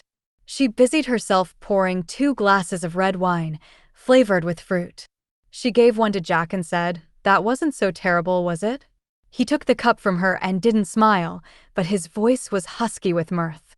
"I had a moment of trepidation." "Oh, I thought you were going to stand me up," Jack confessed. "You think I would ask to marry you and then fail to appear?" Adaira asked, amused. He met her gaze, his eyes incandescent with firelight. "It felt like I waited an eternity for you." She fell quiet, his words coaxing a flush across her skin. When he continued to hold her stare, she clinked her glass to his as a distraction. "To you and me and this year and a day that belongs to us." They drank to each other. Adaira felt her weariness burn away, and she imagined it was Jack's fault, for being so attentive and for standing in her room, as if awaiting orders from her. Her stomach growled, so loudly she knew Jack heard it. "I didn't eat enough," she said, sheepish. "I myself am famished," he said. Adaira set her wine down to shut the windows and summon dinner. It didn't take long before the servants brought up 2 trays of food left over from the wedding feast. The meal was set on the round table before the hearth. Jack joined Adaira, and they sat in their rumpled wedding clothes before a dancing fire and finally ate their fill. It was a quiet meal, but there was nothing strained about it. Adaira realized she and Jack could have moments together in silence that were just as comfortable as the ones filled with conversation. Or even arguments. "I have a request," Jack finally said, pushing his plate aside. "Yes, Jack." He hesitated, staring into his wine, and she braced herself. She didn't know why she was expecting him to let her down, to fail her in some way, but his hesitation kept her on her guard. "I know we're not sharing a bed," he began, glancing at her. "And I wondered if you would grant me permission to spend the nights at my mum's, so I may watch over her and Frey.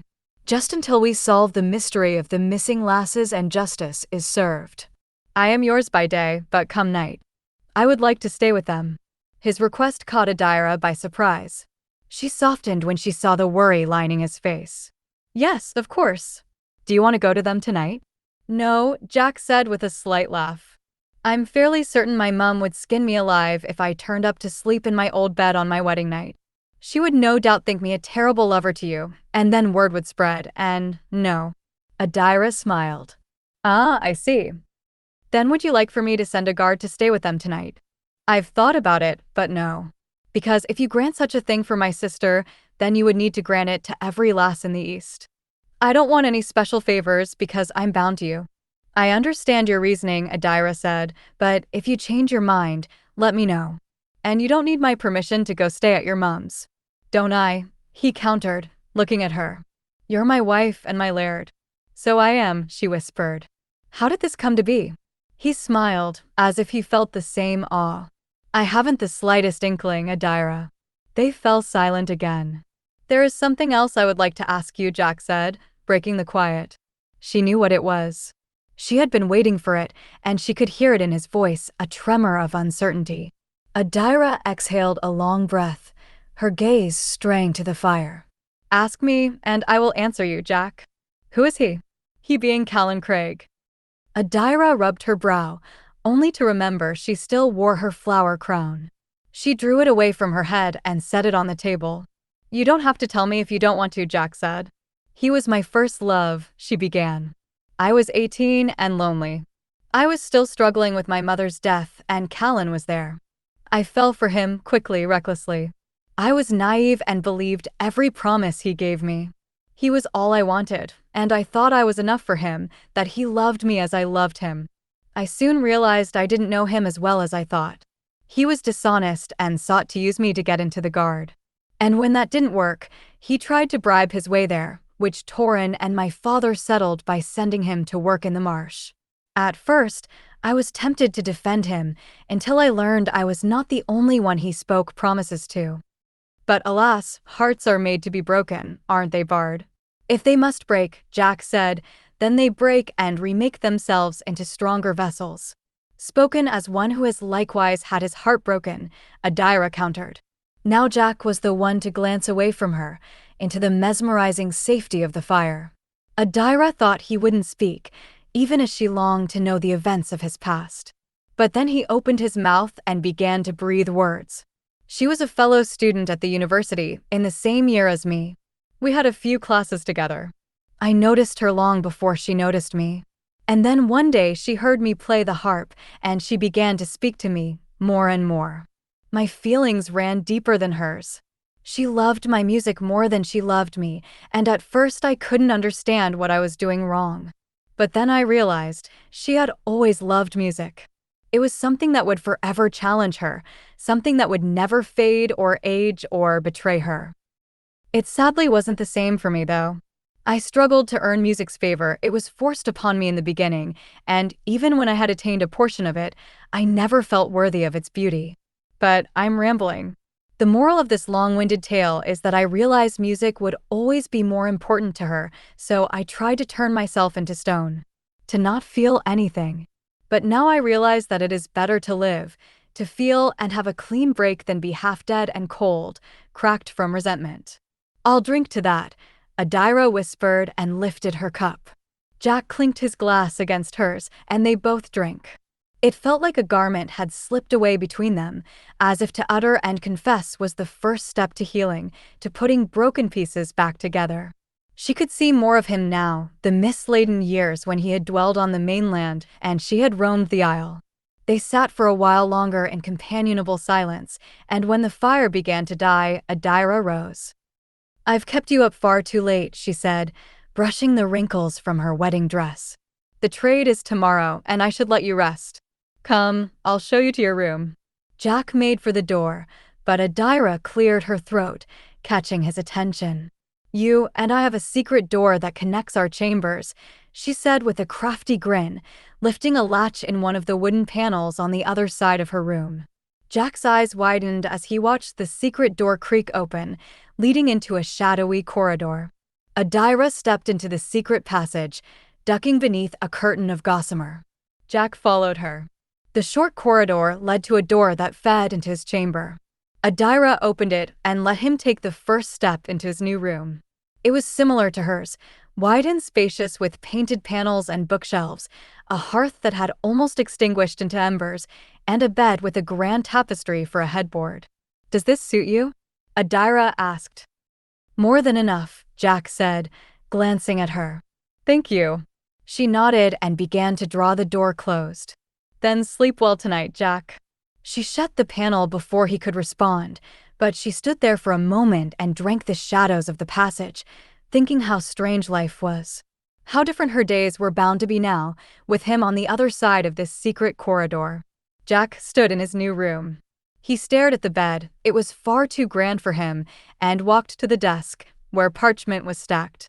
His harp rested on the floor nearby. He studied the bookshelves and the painted panels on the walls before he wandered to the hearth, where he threw another log on the fire.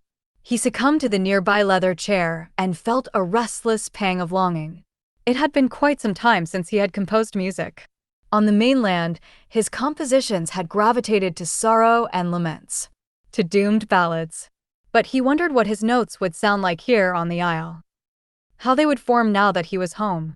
He was exhausted, and yet he felt keenly aware of his surroundings. The bed looked inviting, but Jack knew he wouldn't be able to sleep. He rose and returned to the desk. He sat and chose a quill, then opened a glass well brimming with walnut ink. He reflected on the day. How sweet the eastern wind had tasted, how it had touched Adaira's hair as she stood before him when they spoke their vows.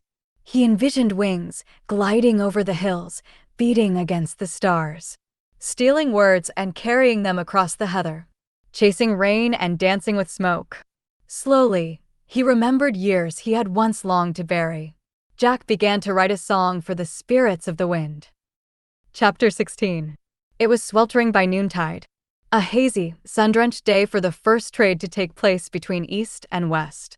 Jack stood beside Adaira in an old fisherman's hut, with a crate of the Tamerlane's best grains, honey, milk, and wine at their feet. The goods had been gathered in secret and were ready to be carried down to the northern coast, where they would meet Breccan. Their only obstacle was Torin, who hovered between them and the hut's door. "This is foolish, Audie," he said, glaring at her. "You should let me come with you." "We've already discussed this," Adaira said in a clipped tone. She was exhausted. Jack knew they had both stolen only a few hours of sleep last night in their separate beds. "I'm to approach unarmed and without my guard, as is Jack." So Moray Breccan can sink an arrow into you," Torin said. "And I won't be there to stop it or even see it happen." Adaira was quiet, but her eyes were on her cousin. "What are you afraid of, Torin? Give this fear a name, so I can put your mind at ease." That brought Torin upright. He stared at her, jaw clenched and eyes glinting in the light. In that tense moment, Jack saw through the captain as if he were made of glass. Torin never wanted to appear weak or incapable. Jack imagined this must be a Tamerlaine trait. Pride and the need to appear invincible must have been passed down in their blood, generation after generation. "If they kill you," Torin said in a low voice, "I will burn the West to the ground. I won't spare a single Breccan life." "You would kill innocent women and children, Torin?" Adaira countered. She didn't give him a chance to reply before she continued. "You're afraid of losing me. I understand your fear because I have also felt its many shades. But while I may be your imminent laird, I am not yours to lose. I belong to the clan as a whole, and my choice to participate in the trade today is for the good of all the Tamerlanes." Torin sighed.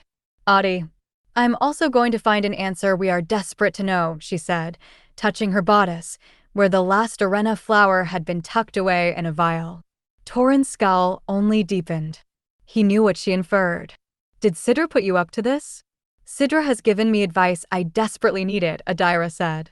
"Knowing where this flower grows is going to help us solve this mystery. It could help us find Maisie." Torin was silent, and Jack took that moment to study him. The captain's clothes looked looser, as if he had lost weight. His skin was sallow, and a few silver threads gleamed in his blonde hair. Jack wondered if Torin had slept or eaten a proper meal since his daughter had been kidnapped. It seemed like he would slowly wither away without answers, and the thought made Jack feel laden with sorrow. Torin drew a sharp breath and said, "If a Breccan was crossing the clan line, I'd know instantly. Sidra mentioned to me that she thinks the West is involved, and yet I don't see how they could be." "They might be involved in a trade with one of our own," Adaira said. "Not crossing themselves, but sending the flowers over to the east." "I still don't see how this is possible," Torin countered. "This is why you must let me go to meet Moray," she replied. "To discover how we're going to send this crate of goods over to the west without crossing the clan line." Torin made no reply, but he wanted to protest. Jack could see the captain's frustration building, but Adaira added in a soft voice, "You and your guards have been searching endlessly, Torin. Let me help by doing this." Torin, at last, nodded and stepped back, clearing the way to the hut's door. Adaira turned to Jack. "Help me carry the crate." Jack took one side, Adaira the other, and together they slipped from the hut and began the careful trek down the rocks. Torin and a few of his trusted guards remained behind, ensuring that no one approached or caught a glimpse of Jack and Adaira. This trade by trial was still steeped in secret, and only a select few had been given knowledge of it. Jack didn't know what to expect. He tried to appear optimistic for Adaira's sake, even as he felt more inclined to agree with Torin. The one thing he could be assured of was that the cave they were visiting was a forbidden place, and it would soon fill with water as the tide rose. They finally reached the shore. A western wind blew, hot with curiosity as birds cawed and swooped down to the water. The waves surged and retreated, leaving pieces of conch shells and tendrils of algae in their wake. The sand was soft, crushed beneath Jack's boots as he walked with Adaira, the crate bumping against his leg. The clan line loomed in the distance, a chain of stones on the beach smudged with the heat of the air. It made Jack think of his return to the Isle. How he had washed up on the Breccan's southern coast. There had been no one in the west to greet or threaten him, even for the short amount of time he had inadvertently trespassed. And yet he knew the Breccans had their own watch. Sometimes it felt as if keeping secrets on this isle was impossible, as if the best place for them might be in the woven pattern of a plaid, as Mirren knew best. All too soon, Jack and Adaira reached the boundary. The edge of the east. They followed the rocks to the cave, its mouth invisible until Jack squinted. Into the shadows he went, Adaira following. They were the first to arrive, and the water was already knee-deep. Jack shivered as it soaked through his boots. His eyes swept their surroundings. He took the crate and set it on a rock to keep it dry. It was dim in the cave, the air cold and prickled with brine. It was a small, round space, and only a few threads of sunlight streamed in from cracks overhead. Jack didn't like it here. The place felt dangerous, eager to drown them if they weren't vigilant about the tide. Reem's words came to mind, as clear as if she stood in the foam of the cave, speaking to them again. Beware of blood in the water.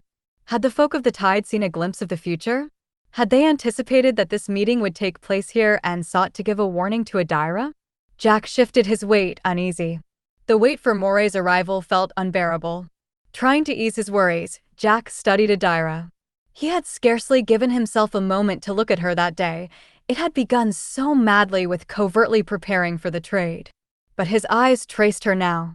She wore a green dress and her enchanted plaid shawl. Her hair was braided with silver chains and tiny hearts of gemstones. The half-coin shone at her neck, its glimmer matching his own, hidden beneath his plaid. Jack almost said to her that he was glad she had asked him, chosen him, to stand with her in this moment as her partner. A moment that could unfold in 100 different ways. A beginning or an end, and yet she had wanted it to be him. She felt his gaze and glanced at him. She frowned. Is something wrong, Bard? He shook his head, but his hand found hers, weaving their fingers together. He returned his attention to the other side of the cave. A few minutes passed. Soon Jack could hear pebbles shifting and the scrape of boots on the rocks. There was a strange echo, and Jack braced himself as Moray Breccan stepped into the western side of the cave. He was tall and lean with dark blonde hair and striking, angular features. A blue plaid was draped from his shoulder. On his forearms, woad tattoos danced in interlocked patterns. An old scar shone on his cheek, cutting through his braided beard. He carried a burlap sack and a narrow boat made from a hollowed tree trunk. In some ways, Moray Breccan was exactly as Jack had envisioned him, a warrior with stories on his pale skin. But in other ways, his appearance was surprising. He was dressed similarly to Jack, tunic and plaid and belt, with soft boots tethered up to his knees. If not for the proud display of blue and the tattoos, he might have passed as one of their own. And then came his smile. A grin spread across his face the moment he beheld Adaira, even as the tide whirled between them. Jack didn't know if the smile was friendly or predatory. He tightened his grip on her hand.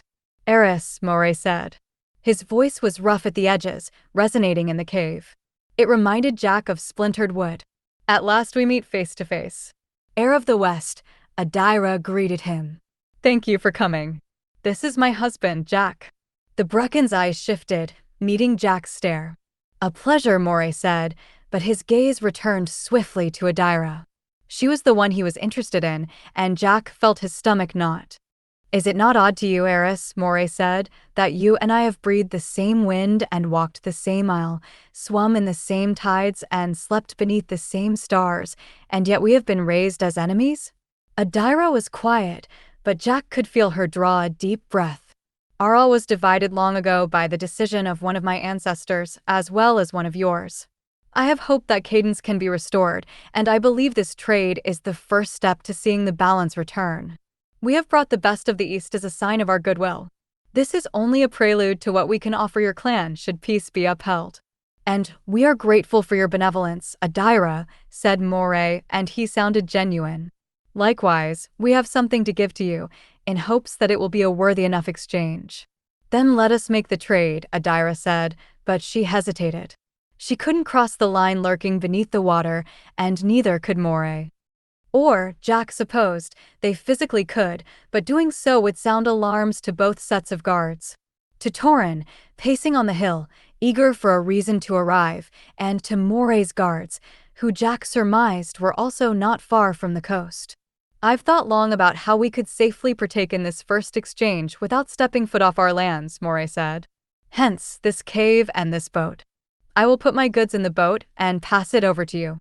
After you take my offering, grant me yours, and I will pull the boat back to my side." Jack remained quiet as he stood beside Adaira, and they watched as Moray prepared his boat. He tied a rope to the stern and set his burlap bag in the hull. He let the rope go slack in his blue-printed hands, and the boat began to float toward them. It sailed over the clan line, from western waters into eastern ones. Jack grasped the boat to hold it steady while Adaira opened the sack. She withdrew a large blanket woven from the finest of dyed wool. It was a vibrant purple, even in the dusky light, with traces of gold in the pattern. Jack had an inkling it was enchanted. Did all the Breccans sleep beneath charmed weavings? The blanket will keep you warm in the winter and cool in the summer, Moray explained. It will also protect you from any harm that might befall you in the night. It's beautiful, Adaira said. Thank you. Next, she found a bottle, sloshing with amber liquid. She held it up to a stream of sun and Moray said, "It's called GRA, a fermented drink that is revered in the West. We consume it only in the presence of those we trust." Adaira nodded, appreciating the message, and reached for the last object in the sack. Jack watched, his brow creasing as she withdrew a piece of an antler. "I couldn't bring you a dirk," Moray explained, "because we had agreed to come unarmed for this first meeting. But you're holding a hilt in your hand, Adaira. Tell me what enchanted blade you long for, and I will have it forged for you." Adaira was quiet, studying the piece of antler. There were countless charms she could ask for. Jack had heard of blades being enchanted with terror, confusion, weariness. There were tales of swords stealing joyful memories from the mortals they cut. Most enchanted weapons held terrible things, emotions and feelings that one would only desire to bestow upon an enemy. Jack sensed this was a test. Moray wanted to arm her, which felt strange until Jack realized this was his way of measuring Adaira's true determination to seek peace. It was tempting to ask for the Breccan steel. To ask the Breccans to forge them weapons that the Tamerlanes could in turn use against them. Adaira returned the antler to the sack. She looked across the water at Moray and said, "Forge me a blade with an enchantment of your choosing. I'll trust your judgment." Moray nodded, his expression neutral. Jack couldn't read the slant of his thoughts, but it seemed Adaira had answered correctly. "Will you bring our crate to me, Jack?" Adaira whispered to him.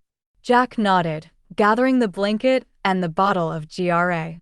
The tide was rising, the water was beginning to reach their waists, and he felt a tremor of fear as he half-walked, half-waded to their crate.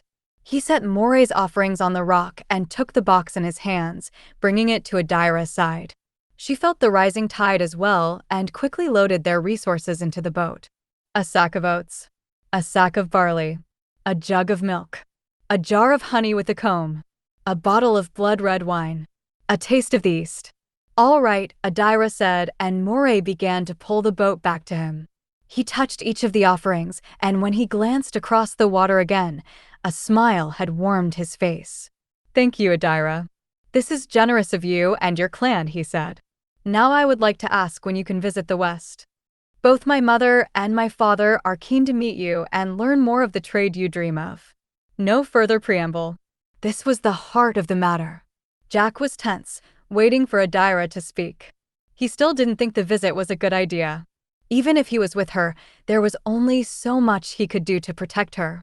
He wasn't Tauren. He wasn't a guard. He was a musician who was siphoning away his vitality to sing for spirits. "It might be another month or so," Adaira replied. "I'm unable to give you a determined date at this time." She wanted to settle the mystery of the missing girls first, Jack knew. She wouldn't even consider leaving the East until the lasses were returned to their families. "Very well," Moray said. "We can wait, although I do believe we need to establish a place for trade to happen, and the best way to do so will be through a visit.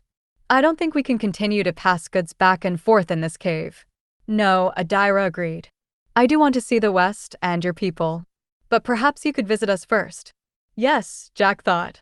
"Let the Breccans take the initial risk." Moray's smile stretched wide. "I'm afraid that isn't possible for a number of reasons. The first is that my clan would never allow it, given how many Breccans have been killed on Tamerlane soil by your captain and his guards.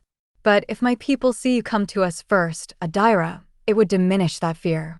"I fail to see the rationale in that," Jack said tersely. "Your people have been killed in the East because we have had to defend ourselves from your violence. Moray cast a languid glance at him. Is that so? Perhaps you should ask your captain then. Ask him how many innocent Breccans he's killed over the years. Jack's blood turned cold. His hands felt like ice when he recalled his first night on Cadence. Sitting in a sea cave with Torin. You meet every stray who crosses the clan line with instant death? Then I will come to you first, Adaira said, seeking to smooth out the tension that was gathering between them. I'll write when the time is acceptable for the visit. But in the meantime, I do have one more request of you, Moray. Speak it, heiress. She held up the vial with the Orena blossom. I've been seeking this flower in the east, and I wonder if you recognize it. Perhaps it flourishes in the west? If so, this flower is something that I would like to trade with you for. Moray squinted as he studied it. It's hard to see clearly from here. Jack almost rolled his eyes, but I don't recognize it. Despite that, I'll ask others in the clan to see if they know of it. What's the flower called by chance? Orena, Adaira said. It has 4 petals and is crimson in color, veined with gold. An enchanted flower as it continues to live long after it has been cut. I appreciate any advice or knowledge you could give about it. I'll do what I can, heiress, Moray said. Now, I should depart, but I'll await word from you. Adaira nodded. The trade had finally ended. They had survived it unscathed, and Jack took a stiff step away. It felt wrong to turn his back on Moray, but Adaira did, gathering the blanket and the bottle of strange Western alcohol. Jack held out the crate, and she placed the items within. Moray was still in the cave fiddling with his boat when they departed out the eastern side. They walked away, past their footsteps still pressed in the sand, although the tide was threatening to wash them away. The wind had died, and the air was strangely calm. Do you think he was lying, Jack? She asked in a low voice. About the flower? Jack shifted the crate to his other hip. I'm not sure. He wasn't what I expected. Yes. I'm not sure what I think about him yet, Adaira agreed. But if we've proven anything today, it is possible to move products over the clan line without alerting Torin. It feels fanciful to even think this, but one of our own might be secretly obtaining the flower from the west, delivering them in the tides. Just as we did today. The thought was disturbing. When they had almost reached the rock path, Jack drawled, so they want to give us blankets we don't need and get us drunk. An excellent trade, if I may say so myself. Adaira only laughed. It was surprise and joy, mingled into one. Jack discovered he loved the sound of it. Sidra stood in her yard, staring at the vegetables, herbs, and flowers. She hadn't watered them or harvested their fruit. Weeds were beginning to snake across the soil. She should kneel. She should work, put her hands in the loam. But she didn't have the heart to. Sidra went inside, Pasteur curled up on the stoop, keeping watch. She stood at the table, staring at her pestle and mortar. Her dried herbs, stems, leaves, and flowers. A language she had grown up speaking, and yet it now felt scrambled and dissonant. The house was so quiet. She wanted to drown in such silence. Gazing into space, Sidra didn't know how long she had been standing there when the door creaked open. Yer hadn't barked to alert her that someone had entered the yard. Sidra's heart leapt into her throat as she turned, afraid until she saw it was Torin. His face was ruddy, whether from sunburn or anger, she wasn't sure yet. He smelled of summer wind and grass, and she realized he was holding a handful of tonic bottles. The ones she had made for his guard to decrease their need for sleep and to sharpen their focus on the search. I'm sorry, Torin, she said reflexively. She was sorry for the anguished gleam in his eyes, for how his body was losing its strength, hour by hour. She was sorry to see how exhausted he was, and how he was grinding himself down to pieces. What are you sorry about? He countered briskly, as if he were sick of her apologies. Could you make another batch of these for my guards? She didn't want to make anything with her hands. But she nodded and accepted the bottles from him, setting them on the table. I'll bring a new batch by the barracks later. I'll wait for them now, he said. He wanted to watch her work. He had never cared for such things before, and Sidra felt anxious as she began to gather fresh herbs. You should sit, she said. This will take a while. She hoped he would change his mind and leave. There was always someone else who needed him more. Another task more pressing than her. Torin drew out a chair and sat. He was quiet for a full 5 minutes as Sidra set a pot to boil over the fire and began to mix her herbs. If a Breccan was wounded and knocked on your door, Torin began, would you heal them? Sidra glanced up. She wasn't sure what answer he wanted to hear from her. And then she realized it wasn't what Torin was asking for. He yearned to know her truths, even if they were sharp and difficult for him to fathom. Yes, she said. If a Breccan wounded me and then knocked on your door with pains of their own, would you heal them? Yes, she whispered.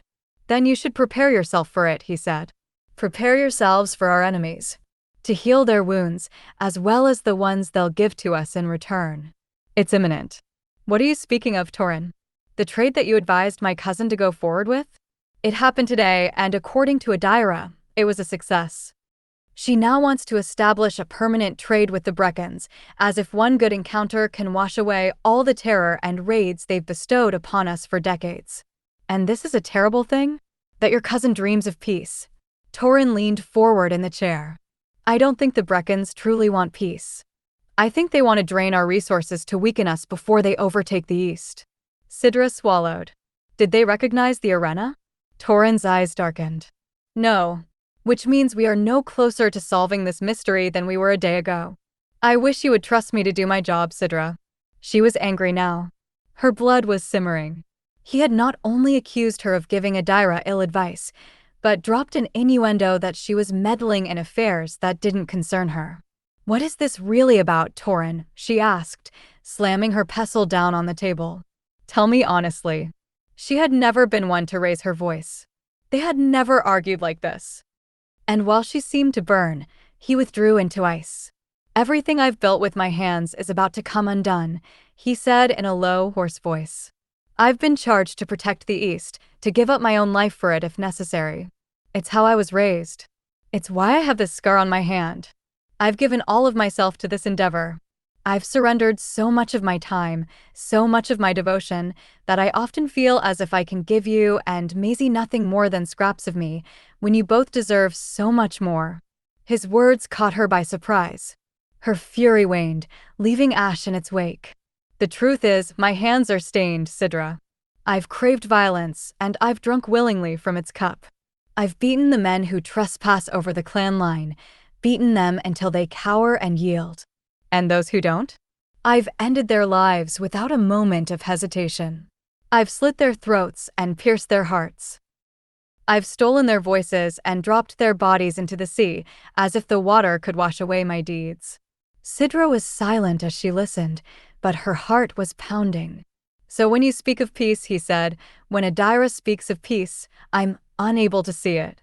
It's a sentiment that is unattainable in my mind, given all the things I've done to the Breccans in order to keep the East safe. And if the trade does happen the way my cousin hopes, I will have to encounter people marked by my actions. Do you think they'll be glad to see me, Sid? Do you think they'll want to trade with the man who killed their son or beat their brother? Torin was staring at his hands, as if he could see the blood on them. Sidra watched him with a knot in her throat. She thought he might be struggling to express his guilt, and while the healer within her wanted to smooth his brow and give him words to ease his pain, she sensed this was a festering wound in him that needed to be opened. I know you've killed men, Torin, she said, drawing his eyes to hers. I've seen the blood that stains your plaid, the blood beneath your nails. I've seen the haunted gleam in your eye, even though it is fleeting. I know that you are the captain of the guard, that you must protect us from the West, and that sometimes that requires you to kill. But there is more to you than violence. And I don't want to see you become a man who kills without reason. A man who lets revenge turn his heart into a cold, bitter vessel. Now she was the one to take him by surprise. For a moment, he merely gazed up at her. How would you stop it then? A heart turning to stone. There is another way to protect our clan. A way that veers away from vengeance and enmity. But you must strive to find it, and you must lead the others by example. She paused, turning her own palms upwards. Our hands can steal, or they can give. They can harm, or they can comfort. They can wound and kill, or they can heal and save. Which will you choose for your hands, Torin? He answered, through his teeth, this is the way it has always been done. The way I have been taught. And sometimes we must look inward and change ourselves, she said. If you have killed men without cause, if you have struck them out of vengeance just because they live on a different side of the Isle, then you must search within and ask yourself why you have done these things, and what is the cost for them, and how you can make reparations for them. The trade would be a good place to start. Torrhen stood. He paced the room, breathing heavily. Sidra thought he might flee, but he stopped and looked at her again. And if I don't agree with your thoughts? If I can't change to become what you hope for? Is losing you one of the costs for my sins? I have been with you all this time, she said, a soft answer that eased his rigid posture. The good as well as the bad. Once, we were acquaintances sharing a vow. But you have become more to me than mere words spoken on a midsummer night. And I have never been one to love conditionally. And yet you ask me to change, he asked, fist over his heart. Sidra wondered if he had even heard what she had just said to him. She had never spoken such words aloud before, that she had come to love him in a deep, quiet way. Completely, with all of his scars and mistakes and glory. She realized she and Torrhen stood on two different mountains, with a deep valley between them. They saw the world from opposing sides, and she didn't know if they would be able to find a middle ground. Their differences could be enough to break their vows, despite her feelings for him. You haven't heard the things I've heard, he said, as if he also sensed the divide. You haven't gone hungry after a raid, or watched your storehouse go lean, losing all of your winter provisions. You haven't had to draw a sword and fight them, Sidra. I haven't, Sidra agreed. But I've had to heal wounds caused by the raids. I've given to those who have suffered losses, and I have been with them through their pain. And so I must say this, Torrhen, what has brought on these feelings within you? It doesn't sound as if I am asking you to change, but that your own blood and bones are aching for it. His face went pale. He stared at her with a clenched jaw, and she sensed the divide between them grow. Bring the tonics to the barracks when they're ready, he said in a cold voice. Sidra watched as he turned and departed. He was running from the things she had said to him, and she stood for a moment longer before sinking into a chair. She had never felt more defeated. Chapter 17. Frey was dreaming of chocolate cake and snow when she heard the hooves in the garden. A horse was stomping through the vegetables, its noble neck arched, its nostrils flaring with breath like clouds. At first, Frey thought the horse was part of her dream. She had always longed for one, despite Mirren insisting the chickens and the 3 cows were more than enough animals for them, until she startled awake. She opened her eyes to the darkness and listened. She could hear Mirren's soft, deep breaths beside her, but there, just beyond the bolted shutters to her left, a horse whickered. She sat forward, the blanket tumbling away from her shoulders. Without a sound, she stood and walked all the way to the bedroom door. She unlatched it very quietly and slipped into the common chamber, where the hearth embers still glowed and Mirren's loom sat in the corner like a dark, slumbering beast. She made to go to Jack's door but then paused, thinking she had better check and make sure a horse was truly in the yard before she woke her brother. Frey crept to the back door. There was a small iron grill with a sliding panel built in the upper wood, a peeping window, which was a little too high for Frey's line of vision, but if she raised up on her toes, she would be able to see out of it. She held her breath, her hands suddenly clammy as she worked to unlock the narrow panel, sliding it back until she could taste fresh air and see the constellations glittering like crystals in the sky. She raised up on the balls of her feet and peered through the narrow opening. She saw the horse instantly. It stood only a stone's throw away, grazing in the garden. It was huge and beautiful, tacked with saddle and bridle, the silver buckles winking in the starlight. Then it must have a rider, she thought, her eyes sweeping the garden. He could have been a statue standing in the herbs, etched in moonlight. He stood facing the house, staring in Frey's direction. She dropped down, heart beating wildly in her chest, but then realized he probably couldn't see her, not through the dark shadows that draped the backside of the cottage. She dared to peep again. She couldn't fully make out the features of his face, but she saw the woad tattoos that marked his forearms and the backs of his hands. She saw the plaid that was draped across his chest and knew it would be blue in color. A sword was sheathed at his belt. Frey panicked and slid the panel. It shut with a click, a quiet sound, but in that midnight moment it was horribly loud to her, and she cowered, slowly backing away from the door. What was the first rule? The first was to be silent. Don't make a noise if they come. She darted to Jack's room, throwing his door open. "Jack," she cried, but her voice had withered. It came out nothing more than a rasp, and Frey hurried to his bedside. "Jack, wake up!" He rolled over. "Where should we sing?" Frey blinked, realized he was sleep-talking. She shook his shoulder, adamant. "Jack." He sat forward, reached out to trace her face in the dark. His voice was thick but lucid as he said her name. "Frey, there's a Breccan in our backyard," she whispered. Her brother nearly knocked her over as he lurched out of bed. He strode into the common room, Frey right behind him, twisting her hands together as Jack stood at the back door and opened the sliding panel. She waited, holding her breath. The moonlight doused Jack's face in silver as he studied the yard. It felt like an eternity had passed before he looked at Frey and whispered, "I don't see anyone." Where was he? He was right there standing in the herbs. He was looking at the house. His horse was eating our vegetables. She hurried to his side and peered through the grate. Jack spoke truth. The Breccan and his horse were gone. Both relieved and disappointed, Frey slumped against the door, wondering if she had imagined it. Was there just one of them, Frey? She let out a quivering breath. Yes. I think so. Where does Mum keep the sword? In her bedroom, in the oaken chest. Will you get it for me? Frey nodded and retreated back to the bedroom, feeling her way to the chest in the corner. Mirren still slumbered, and Frey sorted through the weapons gathered within the chest, a quiver of arrows, a bow made of yew wood, and the broadsword in its leather scabbard. Though it was dusty and dull from disuse, Frey secretly hoped Mirren would give the blade to her one day. When Frey returned to the common room, sword in hand, she saw that Jack had opened the back door and was standing on the threshold, staring boldly into the yard. "What are you doing?" she hissed at him. "The second rule is to stay inside, lock the doors, and wait for the east guard to come." "Thank you, sister," Jack said, taking the sword from her. "I'm going to look through the yard, just to make sure no one is here." "Go wake Mum and stay with her. Do you hear me, Frey?" His voice was stern, and Frey nodded, wide-eyed. She listened as Jack unsheathed the sword.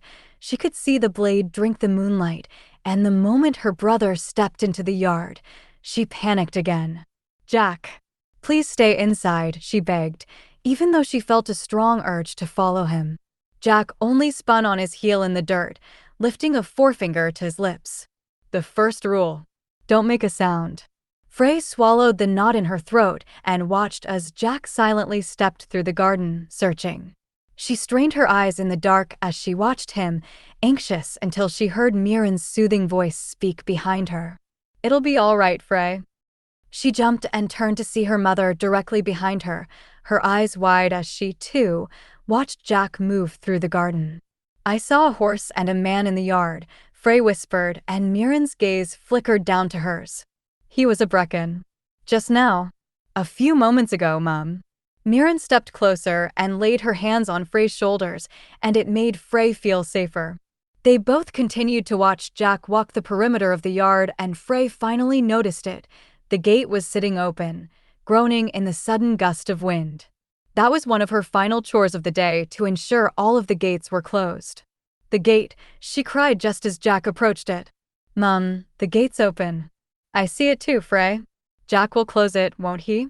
Frey said, but then to her horror, her brother stepped through it, and she realized he was about to walk down the hill, out of sight. "Jack! Jack! Come back!" She was screaming and didn't even know that she was until Mirren knelt and framed Frey's face in her cold hands.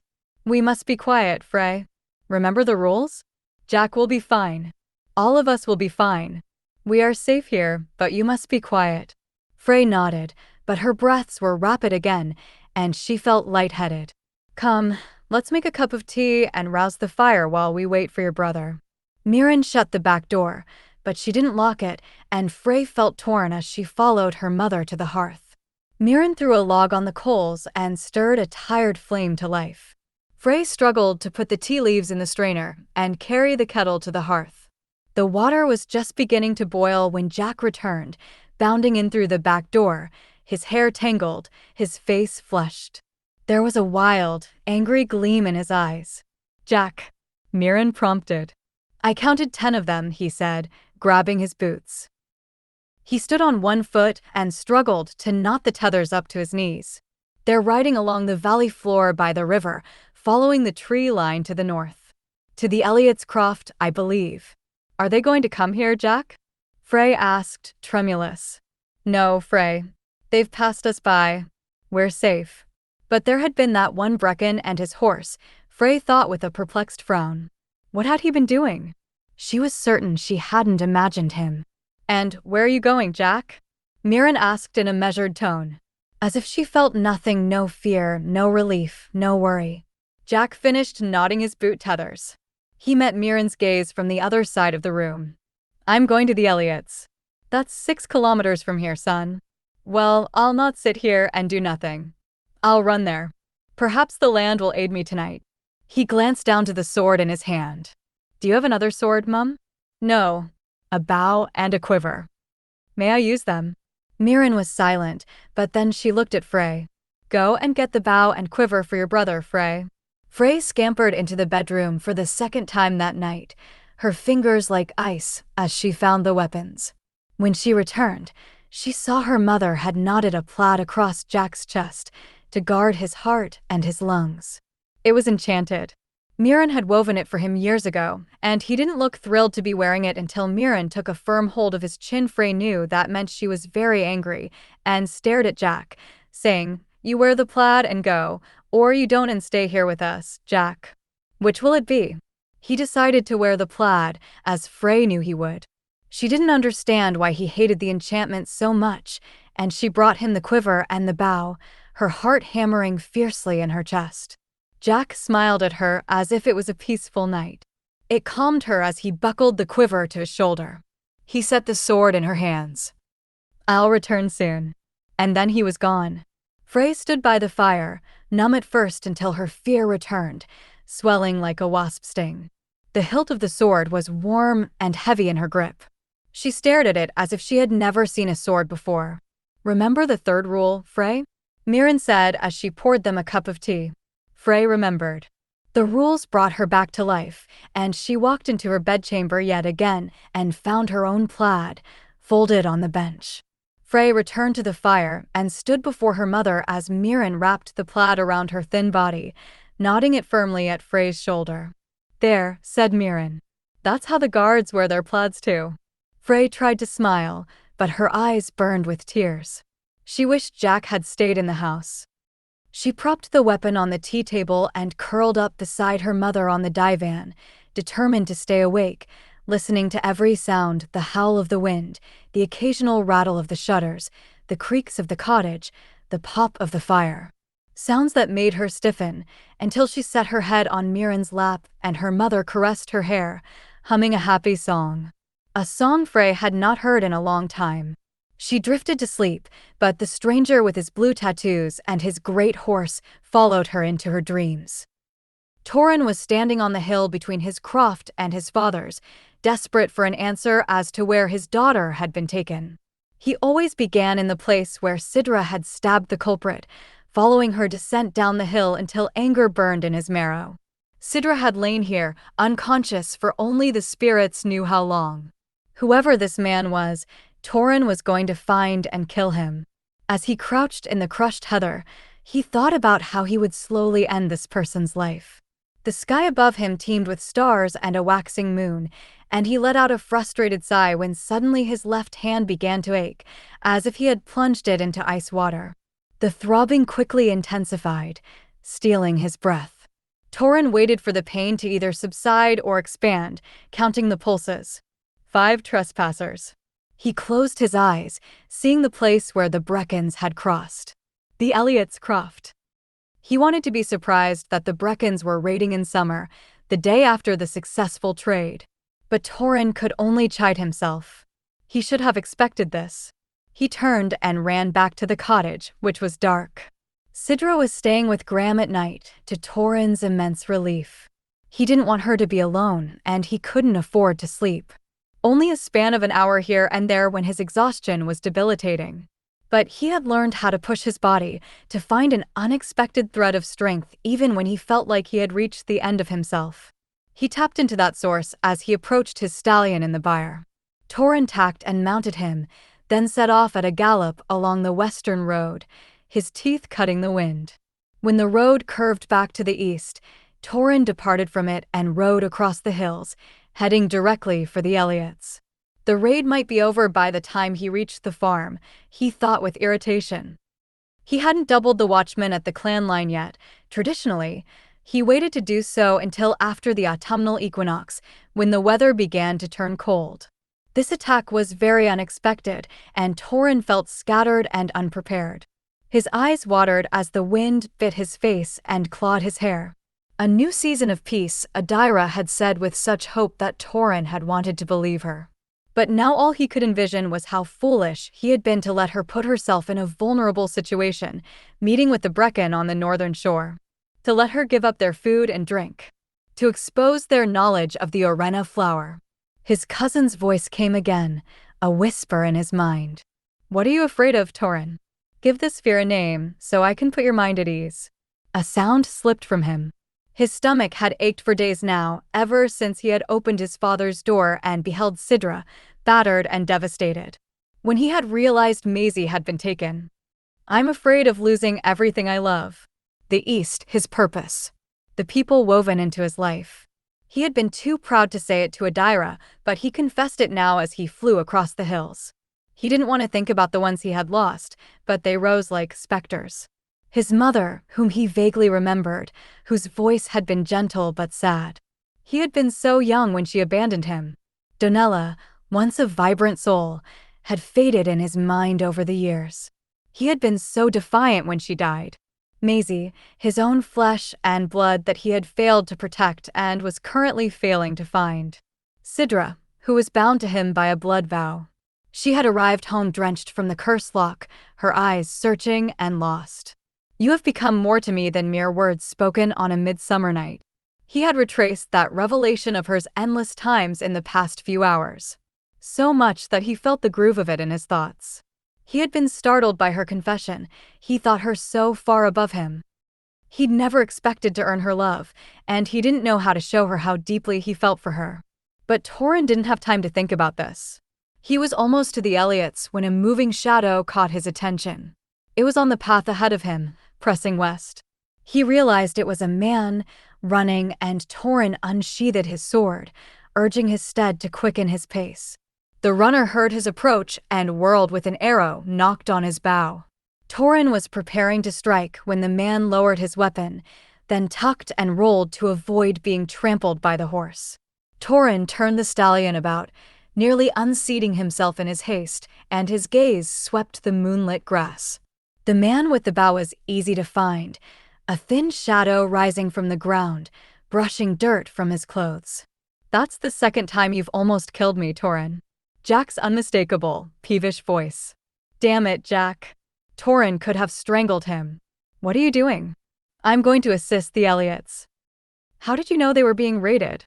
"I saw 10 Breccans ride by my mum's croft." "Heading this way." Torin frowned, his thoughts reeling. 10? I sensed only 5 crossing the clan line. Jack approached the horse. Torin could barely discern his face in the celestial light, but he was frowning as well. "I clearly counted 10 of them." Something was off, Torin thought with a huff of air. Perhaps he had been too distracted when he was searching the trail on the hill, when the pain in his hand had flared. "Are you going to give me a ride?" Jack drawled. "You should go home, Jack." The bard released a scathing laugh. "Not tonight, Captain. You need my help, and I'm eager to spill some blood." Torin couldn't refute it, and they were wasting time. He gave Jack a hand and hauled him up behind the saddle. Torin didn't wait to ensure the bard was holding on before he nudged his stallion onward again. He and Jack saw the rosy hue on the horizon at the same moment. It speared Torin with dread, filling him with cold silence, but Jack muttered, "My gods, what is that?" Torin didn't answer, saving his voice. They crested the hill to see that the Elliott cottage, storehouse, and byre were burning. The flames had just been set, the smoke rising in great white billows. This was new, Torrin thought, assessing the valley. The Breccan raids had always followed the same pattern in the past. They crossed the clan line, they raided, stole food and livestock and anything else of worth, and they retreated. Quick bursts of violence. They never killed, although they sometimes wounded, and they never set fire to buildings. Why? Jack snarled. Why is the West sabotaging itself when Adaira wants to trade? Because they will never change, Torrin replied tersely. The watchmen were already present. Torrin could see them on their horses, chasing the last of the Breccans away while the Elliot family ran across the yard, salvaging what little they could from their burning home and yard. There were more than 5 Breccans riding with their torches, hurling them onto the thatched roofs. Torrin was astounded when he counted 11 blue plaids in the limited view that he had on the hill. He directed his horse down to the valley, where the heat of the fire met him like a hot summer day. The flames were growing at an alarming rate, perilously fed by the hay and the wind. Torrin dismounted, sword in hand, and ordered Jack to stay on the horse, where he had the best chance of remaining unharmed. The last thing he wanted was for Adaira's new husband to get himself killed. Torrin didn't glance behind to see what the bard did, although he did notice an arrow streak by, harmlessly hitting the cottage. Satisfied that they had plundered what they wanted and set fire to everything, the Breccans retreated into the woods, melting into the darkness like cowards. Torrin coughed as he rounded the burning house. The air was thick, the smoke stinging his eyes. He gave half of his guard orders to begin hauling water from the nearby stream to put the fire out. He motioned his remaining guard, the watchman, to pursue the Breccans into the Eighthwood, all the way to the clan line. "Take prisoners if you can," he shouted. He craved answers. The trees of the forest grew thick, the air sweet and dark. Torrin ran on foot, weaving around the trunks and kicking through patches of bracken. The clan line was close. He could feel it, humming in the earth. Suddenly, he realized he was alone. None of his watchmen were with him. He came to a stop, his eyes cutting through the night. It was quiet, but his breaths were ragged, his pulse thundering in his ears. The Breccan seemed to come from the shadows, his boots making no sound on the loam. Torrin saw him a moment too late, raising his sword to deflect a blow. The Breccan steel sliced his forearm. The pain was bright and merciless. Torrin fell to his knees, gasping. He felt the coldness seep into him, the sting of an enchanted blade. He parried another cut with his sword, driving the Breccan back. But then he was stung again in his shoulder, just beneath the protective drape of his plaid. This pain was cool too, but sent a flare to Torrin's mind. Run, escape, hide, run. The orders permeated him. He staggered up to his feet, abandoned his sword, and ran, the fear rotten within him. Behind him someone spoke, an amused and cruel voice, "A fine captain you are," and it only fueled Torrin's irrational desire to run, escape, hide. He lost track of his direction, weaving deep into the woods. The forest eventually ended, spilling him out into a stark landscape. He could hear the roar of the coast nearby. The fog was rolling in from the ocean, cold and thick and hungry. Torrin ran into its embrace. Jack sprinted through the Elliots' yard with a bucket of water. He had been useless with the bow and arrows, but this was something he could do. He dumped the water onto the house, which continued to roil with flames. Back and forth he ran, following a line of guards. From the stream to the yard, from the yard back to the stream, his skin grimy with sweat and flecked with ash. The cottage continued to burn. Jack panted, hurling another bucket of water onto the fire. He heard someone wailing and turned to see Grace Elliot on her knees, rocking. Her husband Hendry was beside her, trying to comfort her. Their 2 sons were quiet with shock, the flames reflected in their eyes. For a moment, Jack was terrified someone else was in the house, and he approached the family. "Did all of you make it out?" he asked. "Yes," Hendry said.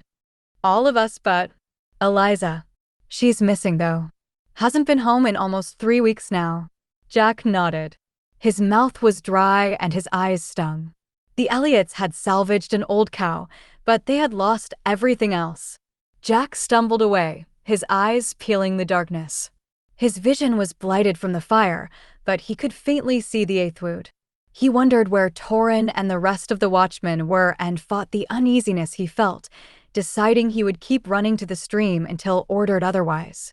The command came minutes later, when the wind began to howl from the north. The fire billowed and the charred remains of the house began to crackle. "Move back," one of the guards shouted. Jack scrambled to help the Elliots escape the yard as the cottage collapsed in a burst of sparks and a wash of blistering heat. There was nothing more he could do.